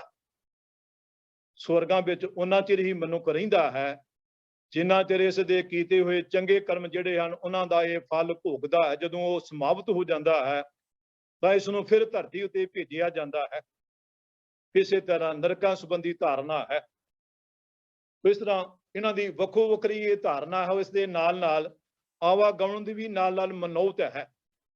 ਇਸ ਤੋਂ ਇਲਾਵਾ ਇਹ ਵੀ ਮਨੋਤ ਹੈ ਕਿ ਭਾਵੇਂ ਕੋਈ ਚੰਗੇ ਕਰਮ ਕਰਨ ਵਾਲਾ ਹੈ, ਭਾਵੇਂ ਕੋਈ ਮਾੜੇ ਕਰਮ ਕਰਨ ਵਾਲਾ ਹੈ, ਪਰ ਜਦੋਂ ਉਸ ਦੀ ਮੌਤ ਹੁੰਦੀ ਹੈ ਉਸ ਸਮੇਂ ਜਿਹੜਾ ਜਿਹੋ ਜਿਹਾ ਸੰਕਲਪ ਉਸ ਨੂੰ ਫੁਰ ਰਿਹਾ ਹੁੰਦਾ ਹੈ ਤਾਂ ਉਸੇ ਹੀ ਜੂਨ ਵੀ ਉਹ ਤਤਕਾਲ ਜਾ ਪੈਂਦਾ ਹੈ।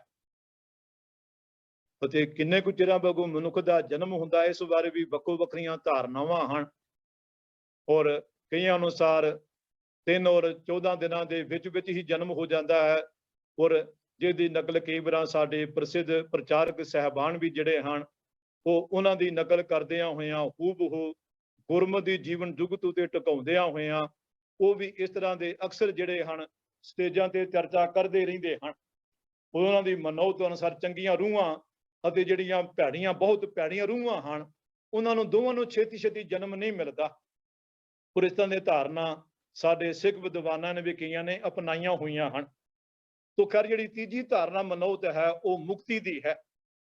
ਔਰ ਮੰਨਿਆ ਜਾਂਦਾ ਹੈ ਜਿਹੜਾ ਮਨੁੱਖ ਮੁਕਤ ਹੋ ਗਿਆ ਉਸ ਦਾ ਫਿਰ ਜਨਮ ਮਰਨ ਨਹੀਂ ਹੁੰਦਾ, ਉਹ ਫਿਰ ਜਨਮ ਮਰਨ ਦੇ ਗੇੜ ਤੋਂ ਰਹਿਤ ਹੋ ਗਿਆ, ਉਹ ਸਦੀਵੀ ਤੌਰ ਤੇ ਉਥੇ ਆਨੰਦ ਮਾਣਦਾ ਹੈ, ਉਸ ਵਿੱਚ ਅਭੇਦ ਹੋ ਜਾਂਦਾ ਹੈ। ਇਸ ਬਾਰੇ ਵੀ ਖਾਸ ਤੌਰ ਤੇ ਵੈਦਿਕ ਮਤ ਦੀਆਂ ਦੋ ਪ੍ਰਣਾਲੀਆਂ ਹਨ। ਇੱਕ ਮੰਨਦੀ ਹੈ ਨਹੀਂ ਕਿ ਕੁਝ ਸਮੇਂ ਮਗਰੋਂ ਸਮਾਂ ਵਧੀਕ ਹੈ ਪਰ ਫਿਰ ਉਸ ਨੂੰ ਧਰਤੀ ਤੇ ਆਉਣਾ ਪੈਂਦਾ ਹੈ। तो खैर उन्होंने मरण मगरों ये तीन तरह ਦੀਆਂ ਮਨੌਤਾਂ ਹਨ, ਨਰਕ ਸੁਰਗ ਆਵਾਗਮਨ ਅਤੇ ਮੁਕਤੀ। ਮੁਕਤੀ ਹਰ ਕਿਸੇ ਦੇ ਵਸ ਵਿੱਚ ਨਹੀਂ, ਔਰ ਗੁਰਬਾਣੀ ਦੀ ਜੀਵਨ ਜੁਗਤ ਵਿੱਚ ਜਿਹੜੀ ਇਹ ਮੁਕਤੀ ਵੀ ਹੈ, ਇਸ ਮੁਕਤੀ ਨੂੰ ਇਸ ਰੂਪ ਵਿੱਚ ਬਾਣੀ ਵਿੱਚ ਵਰਤੋਂ ਨਹੀਂ ਕੀਤੀ ਹੋਈ, ਬਲਕਿ ਜਿੱਥੇ ਐਸਾ ਸਵਾਲ ਆਇਆ ਤਾਂ ਉੱਥੇ ਇਹ ਸਵਾਲ ਉਠਾਇਆ ਗਿਆ ਹੈ, ਮਰਨ ਮੁਕਤ ਕਿਨ ਪਾਈ, ਜਾਂ ਮੂਏ हुए जो मुक्त देहोगे मुक्त ना जाना कोयला। मुक्त शब्द मुक्ति शब्द गुरबाणी ਵਿੱਚ ਬਹੁਤ ਵਿਰਾ ਆਇਆ ਹੈ, ਪਰ ਆਪ ਸਾਰੇ ਜਿਹੜੇ ਹੈ ਉਹ ਬਾਣੀ ਚੰਗੀ ਤਰ੍ਹਾਂ ਪੜ੍ਹਨ ਵਾਲੇ ਹੋ, ਵਿਚਾਰਨ ਵਾਲੇ ਹੋ। ਤੁਹਾਡੇ ਵਿੱਚ ਬਹੁਤ ਸਾਰੇ ਸੱਜਣ ਜਿਹੜੇ ਹਨ ਚੰਗੇ ਲੇਖਕ ਹਨ, ਚੰਗੇ ਬੁਲਾਰੇ ਹਨ, ਸਟੇਜ ਦੇ ਧਨੀ ਹਨ।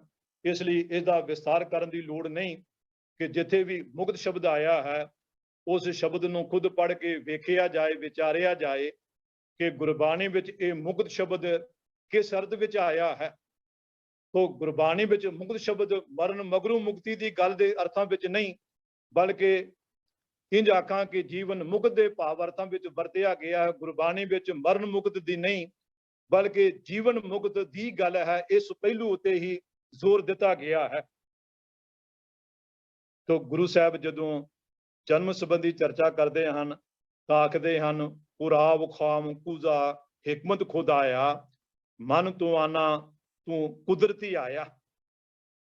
जिसका भाव है, हे वाहिगुरु हे अकाल पुरख, मेरा शरीर मेरी काया कच्चा कूजा पा प्याला है, जो पानी नाल भरिया होया है, ये तेरी अजब कारीगरी है। हे वाहिगुरु हे अकाल पुरख, तू बलवान है, मैं तेरी कुदरत नाल जगत विच आया हाँ। जदों हजूर जपदी दूजी पौड़ी विच आखदे आखन, हुक्मी होवन आकार हुक्म ना कहा जाए, कि जो कुछ भी सानू नजर आ रहा है दृश्यमान जगत विच पसारे विच ये वाहिगुरु दे हुक्म विच ही आया है, उस दी हुक्मी खेड़ दा ही वरतारा है। जिस तरह जन्म बारे गुरबाणी विच आउंदा है, और महाराज ने फिर नाल ये स्पष्ट कर दिता, प्रभ जी मोहे कवन अनाथ विचारा, कवन मूल ते मानुक करेया, ये प्रताप तुहारा। उथे मरण संबंधी भी नाल आख दिता, जेहा चीरी लिखिया तेहा हुक्म कमाहे, कले आवे नानका सदे उठी जाहे। वाहिगुरु जी दी उस हुक्मी प्रक्रिया वाल ही साडा ये ध्यान दो आउंदा है। तो गल की गुरबाणी विच जन्म मरण का भाव गया, जन्म मरण दुख, जन्म मरण सा मिट गए, जन्म मरण भय काटे, जन्म मरण रोग, जन्म मरण ते छोट, जन्म मरण की त्रास, जन्म मरण निवारो, जन्म मरण ते मूले नाही, जन्म मरण को सहसा को सहसा, जन्म मरण दोवें दुख मेटे, जन्म मरण अनेक बीते, जन्म मरण दुहू ते छूटे, जन्म मरण मोह दुख, जन्म मरण की कटिया फांसी, जन्म मरण की चूकी कान, जन्म मरण रहंत, जन्म मरण की मिटवी डंजा, जन्म मरण मल उतरै, जन्म मरण निहचल पे, इत्यादि जिहड़े शब्द वरते गए हैं ये साडे इस जीवन नाल ही संबंधित हैं, आत्म मौत वाल ही इशारा करते हैं। इत्थे सानूं एक होर गल वल ध्यान देण दी लोड़ है कि गुरबाणी विच भवसागर शब्द वरतिया है, निस्तरा शब्द वरतिया है, पार उतारा शब्द वरतिया है।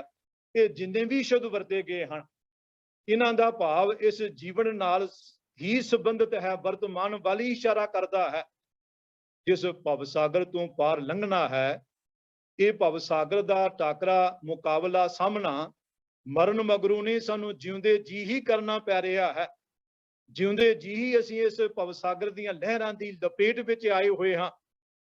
तो गुरबाणी विच जिथे किथे भी ये शब्द इस रूप विच आए हैं ਜੋ ਪਾਰ ਉਤਾਰਾ ਸ਼ਬਦ ਵਰਿਆ ਹੈ, ਨਿਸਤਾਰਾ ਸ਼ਬਦ ਵਰਤਿਆ ਹੈ, ਪਾਰ ਲੰਘਾਵੋ ਦੀ ਗੱਲ ਹੈ, ਤਾਂ ਉਸ ਵਰਤਮਾਨ ਵੱਲ ਹੀ ਇਸ਼ਾਰਾ ਕਰਦੇ ਹਾਂ, ਜਿਨ੍ਹਾਂ ਵਿਕਾਰਾਂ ਦੇ ਢੇਹ ਚੜ੍ਹ ਕੇ ਮਨੁੱਖ ਹੁੰਦਿਆਂ ਹੋਇਆਂ ਵੀ ਅਸੀਂ ਮਨੁੱਖ ਨਹੀਂ ਰਹਿੰਦੇ। ਇਹ ਉਹਨਾਂ ਵੱਲ ਹੀ ਇਸ਼ਾਰਾ ਕਰਕੇ ਤਰਲਾ ਮਾਰਿਆ ਹੈ ਕਿ ਵਾਹਿਗੁਰੂ ਇਹਨਾਂ ਕਮਜ਼ੋਰੀਆਂ, ਇਹਨਾਂ ਵਾਸ਼ਨਾਵਾਂ ਤੋਂ ਮੈਨੂੰ ਬਾਹਰ ਕੱਢ ਲਵੋ। ਗੁਰਬਾਣੀ ਵਿੱਚ ਮਰਨ ਜੀਵਨ ਦੀ ਇਸ ਲਈ ਨਵੇਂ ਸੁਰੀਓਂ ਪਰਿਭਾਸ਼ਾ ਕੀਤੀ ਹੈ। ਜਦੋਂ ਮਹਾਰਾਜ ਫਰਮਾਉਂਦੇ ਹਨ, ਮਰਨੰ ਬਿਸਰਨੰ ਗੋਬਿੰਦਾ ਜੀਵਨੰ ਹਰ ਨਾਮ ਧਿਆਵਨੈ, ਕਿ ਮੌਤ ਕੀ ਹੈ?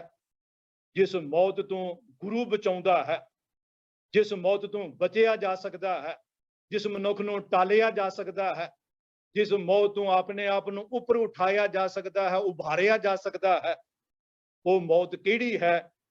ਮਹਾਰਾਜ ਆਖਦੇ ਨੇ, ਬਿਸਰਨੰ ਗੋਬਿੰਦਾ, ਪ੍ਰਭੂ ਨੂੰ ਭੁੱਲ ਜਾਣਾ, ਵਾਹਿਗੁਰੂ ਦੀ ਯਾਦ ਦਾ ਸਾਡੇ ਹਿਰਦੇ ਵਿੱਚੋਂ ਨਿਕਲ ਜਾਣਾ, ਇਹ ਉਸ ਮੌਤ ਦਾ ਭਿਆਨਕ ਰੂਪ ਹੈ। ਜੀਵਨੰ ਹਰ ਨਾਮ ਧਿਆਵਨੈ, ਔਰ ਜ਼ਿੰਦਗੀ ਦਾ ਰਹੱਸ ਉਸ ਵਾਹਿਗੁਰੂ ਦੀ ਯਾਦ ਵਿੱਚ ਹੈ, ਵਾਹਿਗੁਰੂ ਨਾਲ ਜੁੜਨ ਵਿੱਚ ਹੈ। ਤੋ ਸਮੁੱਚੀ ਗੁਰਬਾਣੀ ਸਾਡੀ ਇਹ ਮੌਤ ਜਿਹੜੀ ਹੈ, ਜਿਸ ਮੌਤ ਦਾ ਅਕਸਰ ਅਸੀਂ ਸ਼ਿਕਾਰ ਹੋਏ ਰਹਿੰਦੇ ਹਾਂ, ਇਸ ਮੌਤ ਤੋਂ ਗੁਰਬਾਣੀ ਦਾ ਹਰੇਕ ਸ਼ਬਦ ਸਾਨੂੰ ਬਚਾਉਂਦਾ ਹੈ।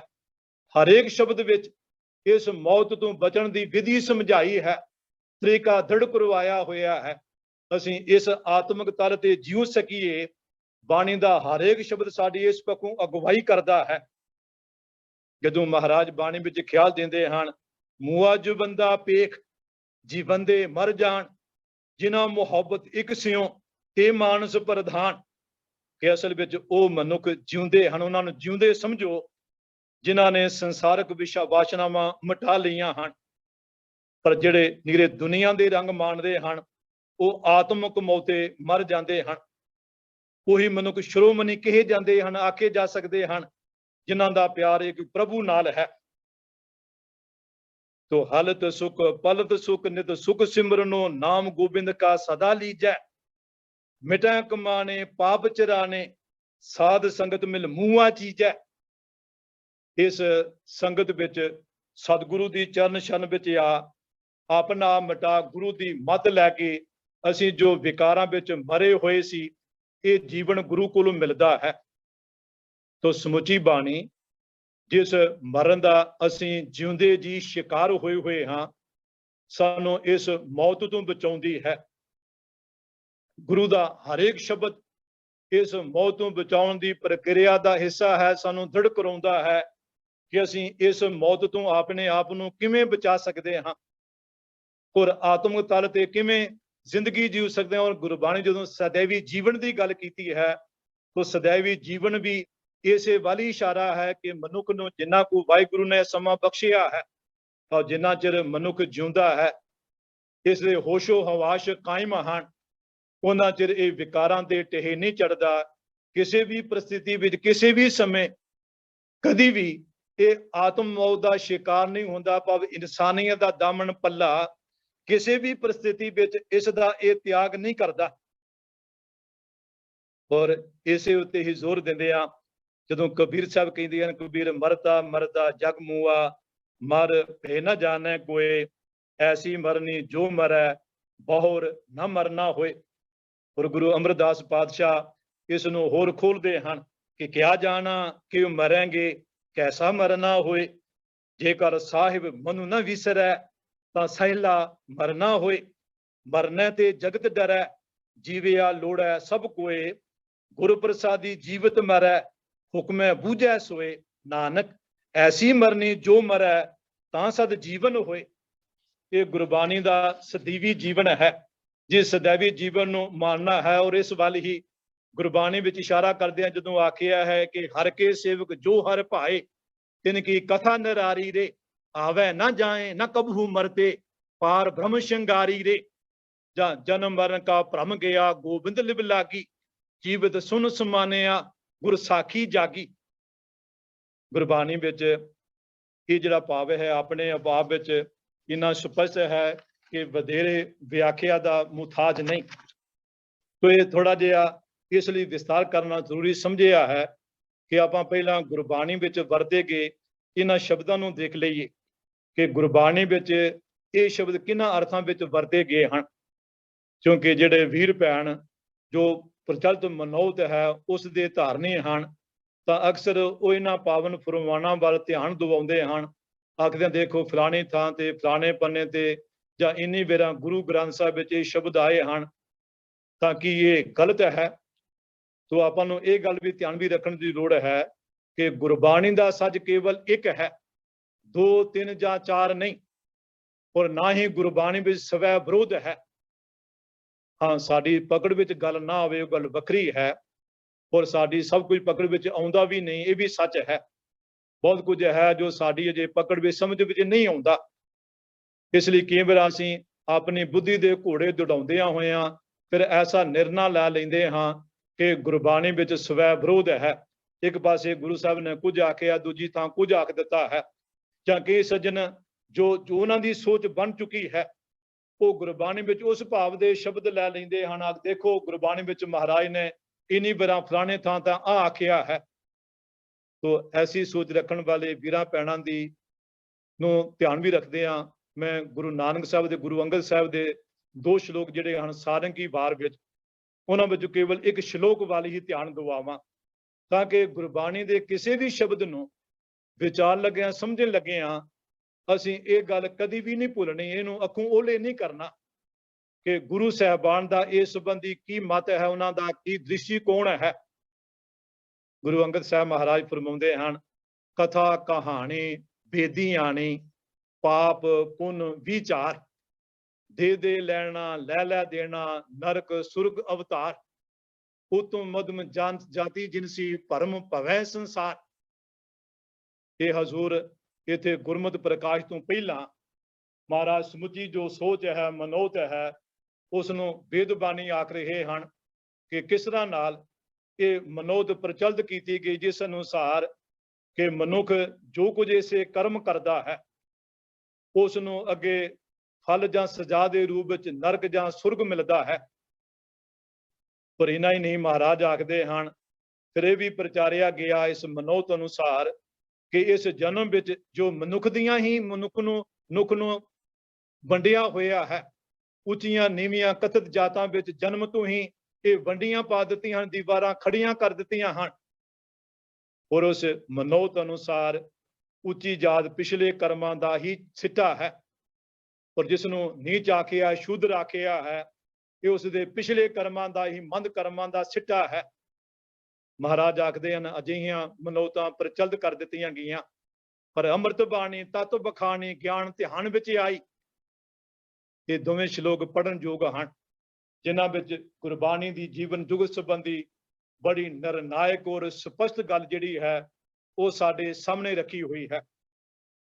ਗੁਰਬਾਣੀ ਦੇ ਕਿਸੇ ਵੀ ਸ਼ਬਦ ਨੂੰ ਵਿਚਾਰਨ ਲੱਗਿਆਂ ਅਸੀਂ ਇਹਨਾਂ ਗੱਲਾਂ ਨੂੰ ਧਿਆਨ ਰੱਖਣਾ ਹੈ। ਇੱਥੇ ਇੱਕ ਹੋਰ ਗੱਲ ਵੱਲ ਧਿਆਨ ਦੇਣ ਦੀ ਲੋੜ ਹੈ ਕਿ ਗੁਰੂ ਸਾਹਿਬਾਨ ਜਾਂ ਭਗਤ ਸਾਹਿਬ, ਜਿਨ੍ਹਾਂ ਮਹਾਂਪੁਰਸ਼ਾਂ ਦੀ ਬਾਣੀ ਗੁਰੂ ਗ੍ਰੰਥ ਸਾਹਿਬ ਮਹਾਰਾਜ ਵੀ ਦਰਜ ਹੈ, ਉਹਨਾਂ ਦਾ ਮੁੱਖ ਮਕਸਦ ਮਨੁੱਖ ਨੂੰ ਆਤਮ ਤਲ ਤੇ ਉਚਾਉਣਾ ਹੈ, ਮਨੁੱਖ ਨੂੰ ਸਹੀ ਅਰਥਾਂ ਵਿੱਚ ਇਨਸਾਨ ਬਣਾਉਣਾ ਹੈ।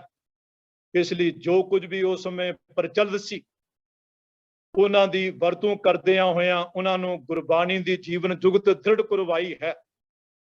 ਇਹ ਜੀਵਨ ਜੁਗ ਦ੍ਰਿੜ ਕਰਾਉਣ ਲਈ ਇਹ ਧਿਆਨ ਨਹੀਂ ਰੱਖਿਆ ਗਿਆ ਕਿ ਇਹ ਸੱਚ ਹੈ ਜਾਂ ਝੂਠ ਹੈ, ਇਹ ਮਿਥਿਹਾਸ ਹੈ ਜਾਂ ਇਤਿਹਾਸ ਹੈ। ਇਹਨਾਂ ਗੱਲਾਂ ਨੂੰ ਮਹਾਰਾਜ ਨੇ ਆਧਾਰ ਨਹੀਂ ਬਣਾਇਆ। ਮਕਸਦ ਸੀ ਮਨੁੱਖ ਨੂੰ ਸੱਚ ਨਾਲ ਜੋੜਨਾ, ਸਚਿਆਰ ਬਣਾਉਣਾ। ਔਰ ਮਹਾਰਾਜ ਨੇ ਹਰ ਇੱਕ ਉਹ ਢੰਗ ਵਰਤਿਆ ਜਿਹੜਾ ਮਨੁੱਖ ਦੀ ਸਮਝ ਵਿੱਚ ਆ ਸਕਦਾ ਸੀ, ਪਕੜ ਵਿੱਚ ਆ ਸਕਦਾ ਸੀ। ਇਸ ਦਾ ਹਰਗਿਜ਼ ਇਹ ਭਾਵ ਨਹੀਂ ਕਿ ਗੁਰਬਾਣੀ ਵਿੱਚ ਜਿਹੜਾ ਮਿਥਿਹਾਸ ਦਾ ਜ਼ਿਕਰ ਹੈ ਜਾਂ ਅਨਮਤਾਂ ਦੀਆਂ ਮਨੋਤਾਂ ਦਾ ਵਰਣਨ ਹੈ, ਗੁਰੂ ਸਾਹਿਬਾਨ ਉਸ ਨਾਲ ਸਹਿਮਤ ਸਨ। ਜੇਕਰ ਐਸਾ ਹੁੰਦਾ ਤਾਂ ਗੁਰੂ ਸਾਹਿਬਾਨ ਖੁਦ ਉਹਨਾਂ ਨੂੰ ਕਈ ਥਾਂ ਕੰਡੈਮ ਨਾ ਕਰਦੇ। ਜਿੱਥੇ ਮਹਾਰਾਜ ਨੇ ਨਿਰੋਲ ਬਾਣੀ ਦਾ ਸੱਚ ਦ੍ਰਿੜ ਕਰਵਾਇਆ ਹੈ, ਉੱਥੇ ਮਹਾਰਾਜ ਨੇ ਇਹਨਾਂ ਪ੍ਰਚਲਿਤ ਮਨੋਤਾਂ ਕਲਪਤ ਪਾਤਰਾਂ ਨੂੰ ਮਹਾਰਾਜ ਨੇ ਮੁੱਢੋਂ ਹੀ ਰੱਦ ਕੀਤਾ ਹੋਇਆ ਹੈ।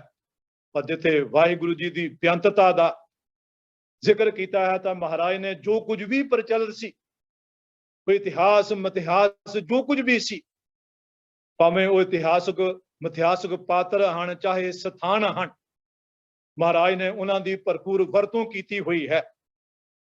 ਮਹਾਰਾਜ ਸਧਾਰਨ ਫਿਲਾਸਫਰ ਨਹੀਂ ਸਨ, ਉਹ ਦਾਰਸ਼ਨਿਕ ਨਹੀਂ ਸਨ ਕਿ ਉਹ ਇਸ ਗੱਲ ਦਾ ਖਿਆਲ ਰੱਖਦੇ, ਫਿਕਰ ਕਰਦੇ ਕਿ ਜੇਕਰ ਮੈਂ ਇਹ ਆਖਿਆ ਤਾਂ ਇਹ ਤਾਂ ਗਲਤ ਹੋ ਜਾਵੇਗਾ, ਕਿਉਂਕਿ ਉਹਨਾਂ ਦੀ ਮਨਸ਼ਾ ਮਨੋਰਥ ਮਨੁੱਖ ਨੂੰ ਸਚਿਆਰ ਬਣਾਉਣਾ ਸੀ। ਇਹ ਤਾਂ ਬਾਅਦ ਵਿੱਚ ਸਾਡੀ ਸੋਚ ਹੈ, ਮਨੋਤ ਹੈ, ਅਸੀਂ ਇਹਨਾਂ ਗੱਲਾਂ ਨੂੰ ਲੈ ਕੇ ਅਕਸਰ ਉਲਝੇ ਰਹਿੰਦੇ ਹਾਂ। ਬਾਅਦ ਇੰਨਾ ਜ਼ਿਆਦਾ ਵੱਧ ਜਾਂਦਾ ਹੈ ਕਿ ਇੱਕ ਦੂਜੇ ਦਾੜੀਆਂ ਨੂੰ ਹੱਥ ਪਾਉਣ ਤੱਕ ਜਾ ਪਹੁੰਚਦੇ ਹਾਂ। ਪਰ ਗੁਰੂ ਸਾਹਿਬਾਨ ਨੇ ਇਹਨਾਂ ਗੱਲਾਂ ਨੂੰ ਕੋਈ ਮਾਨਤਾ ਨਹੀਂ ਦਿੱਤੀ ਹੋਈ। ਹੁਣ ਮੈਂ ਸਮੇਂ ਨੂੰ ਧਿਆਨ ਵੀ ਰੱਖਦਾ ਹੋਇਆ ਜੋ ਸਾਡਾ ਮੁੱਖ ਵਿਸ਼ਾ ਹੈ, ਮੈਂ ਹੁਣ ਇਸ ਵੱਲ ਆਪ ਜੀ ਦਾ ਧਿਆਨ ਦਿਵਾਵਾਂ। ਗੁਰਬਾਣੀ ਵਿੱਚ ਮਰਨ ਮਗਰੋਂ ਤੋਂ ਪਹਿਲਾਂ ਗੱਲ ਕਰ ਲਈਏ, ਜੋ ਭਾਵੇਂ ਕਈ ਪੱਖਾਂ ਤੋਂ ਮਹਾਰਾਜ ਨੇ ਇਸ ਦਾ ਜ਼ਿਕਰ ਕੀਤਾ ਹੋਇਆ ਹੈ, ਪਰ ਜਿਹੜੇ ਮੁੱਖ ਪਹਿਲੂ ਹਨ ਮੈਂ ਉਹਨਾਂ ਵੱਲ ਹੀ ਆਪ ਜੀ ਦਾ ਧਿਆਨ ਦਿਵਾ ਰਿਹਾ ਹਾਂ। ਜਦੋਂ ਗੁਰੂ ਨਾਨਕ ਸਾਹਿਬ ਮਹਾਰਾਜ ਫਰਮਾਉਂਦੇ ਹਨ, ਮਿੱਟੀ ਮੁਸਲਮਾਨ ਕੀ ਪੇੜੈ ਪਈ ਘੁਮਿਆਰ, ਘੜ ਭਾਂਡੇ ਇੱਟਾਂ ਕੀਆਂ ਜਲਦੀ ਕਰੇ ਪੁਕਾਰ, ਜਲ ਜਲ ਰੋਵੈ ਬਪੁੜੀ ਝੜ ਝੜ ਪਵੇਂ ਅੰਗਿਆਰ, ਨਾਨਕ ਜਿਨ ਕਰਤੈ ਕਾਰਨ ਕੀਆ ਸੋ ਜਾਣੈ ਕਰਤਾਰ।